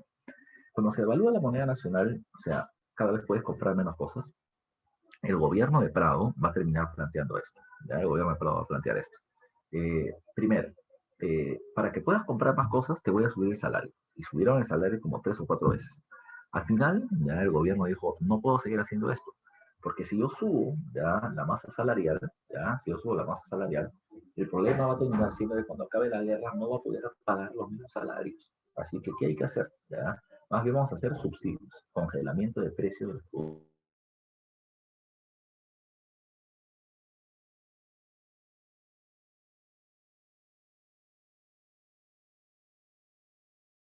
Convenía al importador, como el comprador de maquinarias, que terminaban siendo la Burguesía Industrial Nacional. Todo se podía mantener por la tremenda cantidad de ingresos que había generado la guerra. Antes de que acabe la guerra mundial, acaba el gobierno de Prado Garcech y se convocan elecciones presidenciales. El gran candidato de la época era el miembro de la Unión Revolucionaria Fascista llamado Eloy Ureta, quien había criticado el accionar de los políticos peruanos producto de la guerra contra el Ecuador. ¿Ya? ¿A qué me refiero? Este renegaba de que se había terminado, cediendo territorios al Ecuador a pesar de que ellos nos habían invadido y nosotros les habíamos ganado la guerra. ¿Ya? O sea que habíamos sido muy poco patriotas en el momento del desempeño del conflicto. ¿Qué sucedió? Eloy Ureta de la Unión Revolucionaria tenía un gran respaldo popular, pero el candidato con el que se tuvo que enfrentar terminó siendo José Luis Bustamante Rivero. José Luis Bustamante Rivero no tenía un partido propio, él terminó siendo el líder de una alianza política de diferentes pequeños grupos, ¿ya? Llamados con el nombre del Frente Democrático Nacional. Ellos pusieron como candidato a Bustamante, un abogado y juez arequipeño, considerado muy justo, muy honesto, muy probo, ya, sin muchas críticas precisamente a su persona, ya, pero como estaba casi empatado en votos con el APRA, con el Ureta, comenzaron a buscar el apoyo de otra fuerza electoral que terminaba siendo el APRA. El APRA, ¿qué cosa fue lo que hizo? El APRA con los votos que terminaba teniendo, terminaba dándole la victoria a quien apoye. Eloy Ureta le propone al APRA 2 ministerios, ya, menos el Ministerio de Economía y el cargo de primer ministro al APRA, lo que ellos decidan. Pero Bustamante le ofrece 3 ministerios, los que quieran, y además la mayoría del Congreso. Y con esto hay que tomar en consideración ya, de que Bustamante es quien recibe el apoyo del APRA en el proceso electoral. Con los votos del APRA, Bustamante termina siendo electo presidente de la República. Solamente hay un gran problema. Cuando Bustamante llega al gobierno, la guerra mundial ya había acabado y las exportaciones van a terminar cayendo. Y ya no había la presión del APRA por establecer una alianza antifascista. ¿Por qué? Porque en todos los países del mundo se terminó eliminando el fascismo como una propuesta de gobierno. O sea, repito, el fascismo, la extrema derecha, ya no era un peligro. Así que, repito, ya no hay muchas ventas, las exportaciones se han reducido, ya no está la presión de los Estados Unidos, entonces las alianzas políticas ya no eran necesarias. Bustamante tendrá como mayor problema en su gobierno la oposición del Congreso. Un Congreso de mayoría prista, que tenían la mitad de los congresistas a su favor. Precisamente, el APRA quiere gobernar el país y toma muy en cuenta eso, el APRA quiere gobernar el país desde el Congreso de la República. Y pone el argumento de que el Congreso es el primer poder del Estado, Pero para que en realidad ellos sean el primer poder del Estado, terminaban teniendo un problema, la llamada Ley de Observación de Leyes Presidenciales.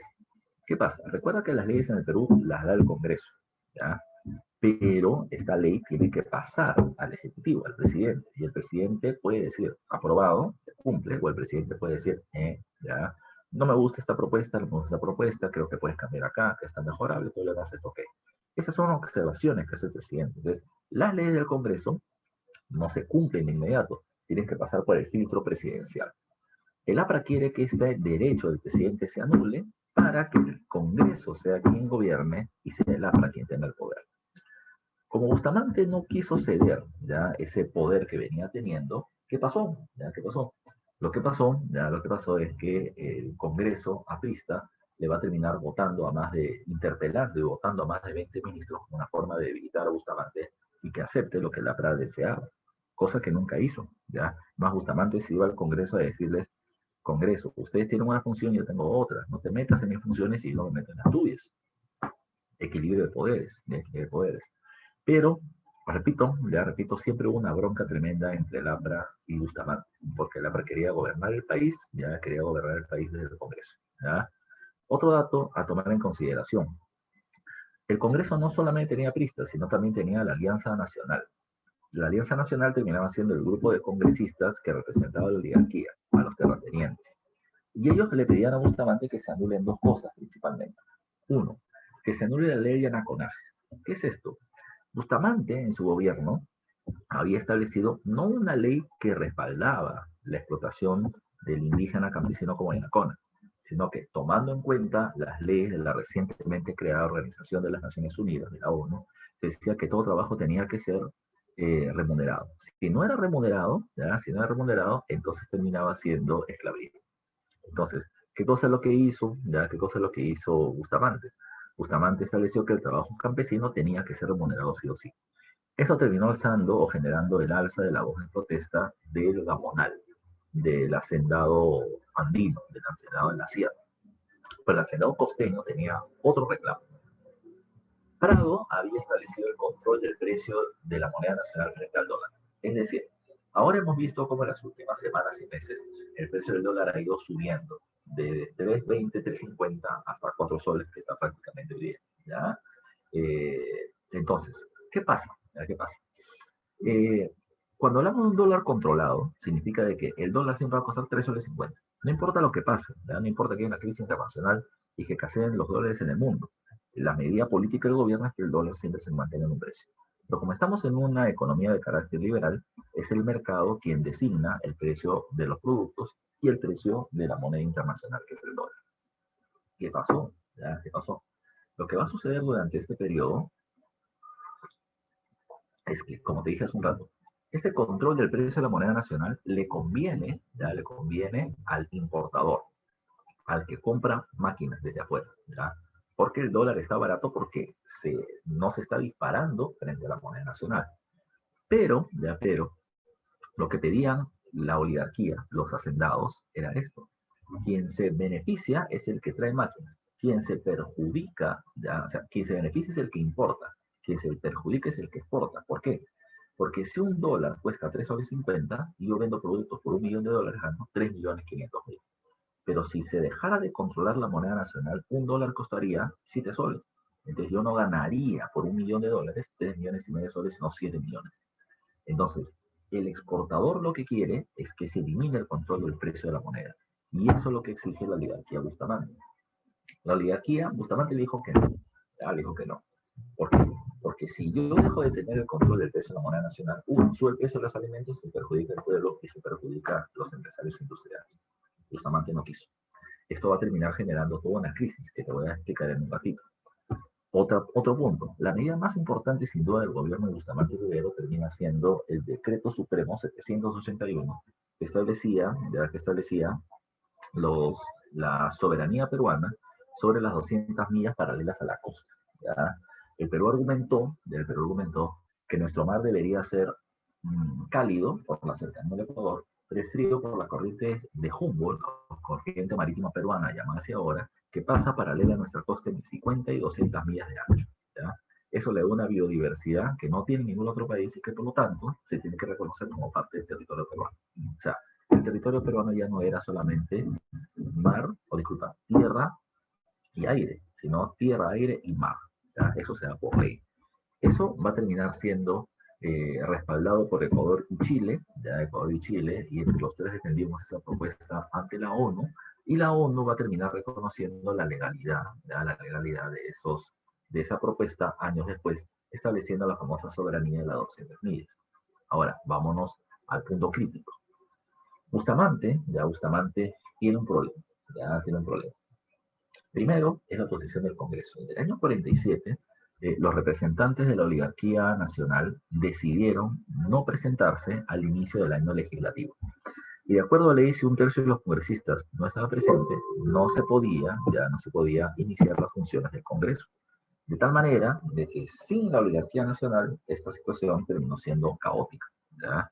Eh, el presidente, de acuerdo a la ley, tenía que convocar hasta en 3 oportunidades al Congreso para a los miembros que no habían participado para que puedan entrar en funciones.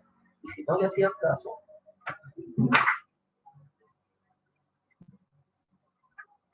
hacían caso, el Congreso se tenía que cerrar. Y Bustamante lo hizo. ¿Ya? Bustamante va a terminar disolviendo el Congreso de la República ante la ausencia de muchos congresistas. Quien terminó poniendo el grito en el cielo terminó siendo el APRA. ¿Ya? Y terminó siendo el APRA, ¿por qué? ¿Ya? Porque el APRA tenía la mayoría del Congreso. Sin Congreso vigente, pues el APRA perdió la influencia y poder que terminaba teniendo. Y el APRA se encargó de desprestigiar la imagen de Bustamante y Rivero, acusándolo de tirano, dictador y fascista.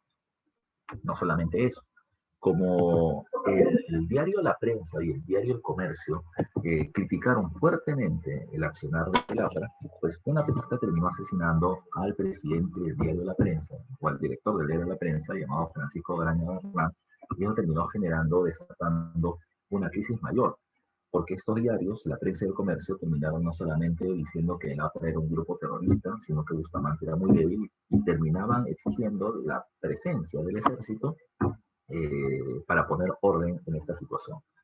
En todo este caso, el APRA, con apoyo de un grupo de la Marina, intenta dar un golpe de Estado y fracasó. Fracasó este intento de golpe de Estado por una falta de organización. Pero fracasó además porque el ejército salió a las calles a evitar el golpe de Estado del APRA. ¿Ya? Cuando hablamos del ejército, habría que tomar en cuenta que Manuel Odría fue quien salió a las calles y defendió Bustamante contra el intento de golpe de Estado del APRA. Pero solamente unas semanas después, Odría terminó dando un golpe de Estado contra Bustamante, ¿ya? En el año 48, iniciándose el famoso Ochenio de Odría, pero además estableciéndose el retorno de la oligarquía hacendaria al gobierno ya hasta el año 1956. Es uno de los puntos que yo quiero que entiendan en esta clase, ya para poder terminar, es que existen unos cambios en el gobierno, no importa quién sea el presidente, ¿ya? El presidente puede ser Odría, el presidente puede ser Pardo, el presidente puede ser Leguía o Pancho Mendoza, no importa quién sea el presidente, lo que importa es quiénes son los grupos que están gobernando, ¿ya? Repito, pasamos de los grandes hacendados de la época de la República Aristocrática a un gobierno personalista y favorable a la clase media con Leguía, a un gobierno nuevamente de los hacendados respaldado por los militares, con Sánchez y Benavides, a un gobierno de la burguesía industrial ya de la época de la Primera Democrática y un retorno del poder de los hacendados con Odría. De ahí para adelante la cosa cambia, ya la cosa cambia, sobre todo por la influencia de la Revolución Cubana. Estados Unidos no quiere saber nada con las oligarquías de América Latina porque generan demasiadas diferencias sociales y un gran rechazo del pueblo, ya del pueblo al gobierno contra ese tipo de gobiernos. Pero eso ya es otro cantar que tendremos que ver en la próxima clase. No me da tiempo, porque ya son 9:58, ¿ya? Para poder darle las claves de las dirigidas, pero las dirigidas tal vez ya se las terminó pasando Miriam, y yo le voy a pasar en este instante nomás las claves para que ella las pueda dar. Hay dirigidas y domiciliarias, ¿ya? Yo le voy a terminar dando las claves dirigidas porque las domiciliarias están en el papel. ¿Ok, muchachos? Los voy a dejar acá, y en un ratito les paso con Miriam este dato para que se lo pueda pasar a ustedes, ¿ya? Nos, muchachos, cuídense mucho, sigan estudiando. Un dato que les tengo, ¿ya? Es que muy probablemente, les decía eso temprano, 4, 5, 11 y 12 de septiembre es que se va a terminar tomando el examen en la propuesta de la rectora. Ahora depende solamente del Ministerio del Interior que termine dando la aprobación, si es que hay una tercera hora, ¿ya? Ahí nos quedamos, muchachos, ya nos vemos la siguiente semana, cuídense mucho.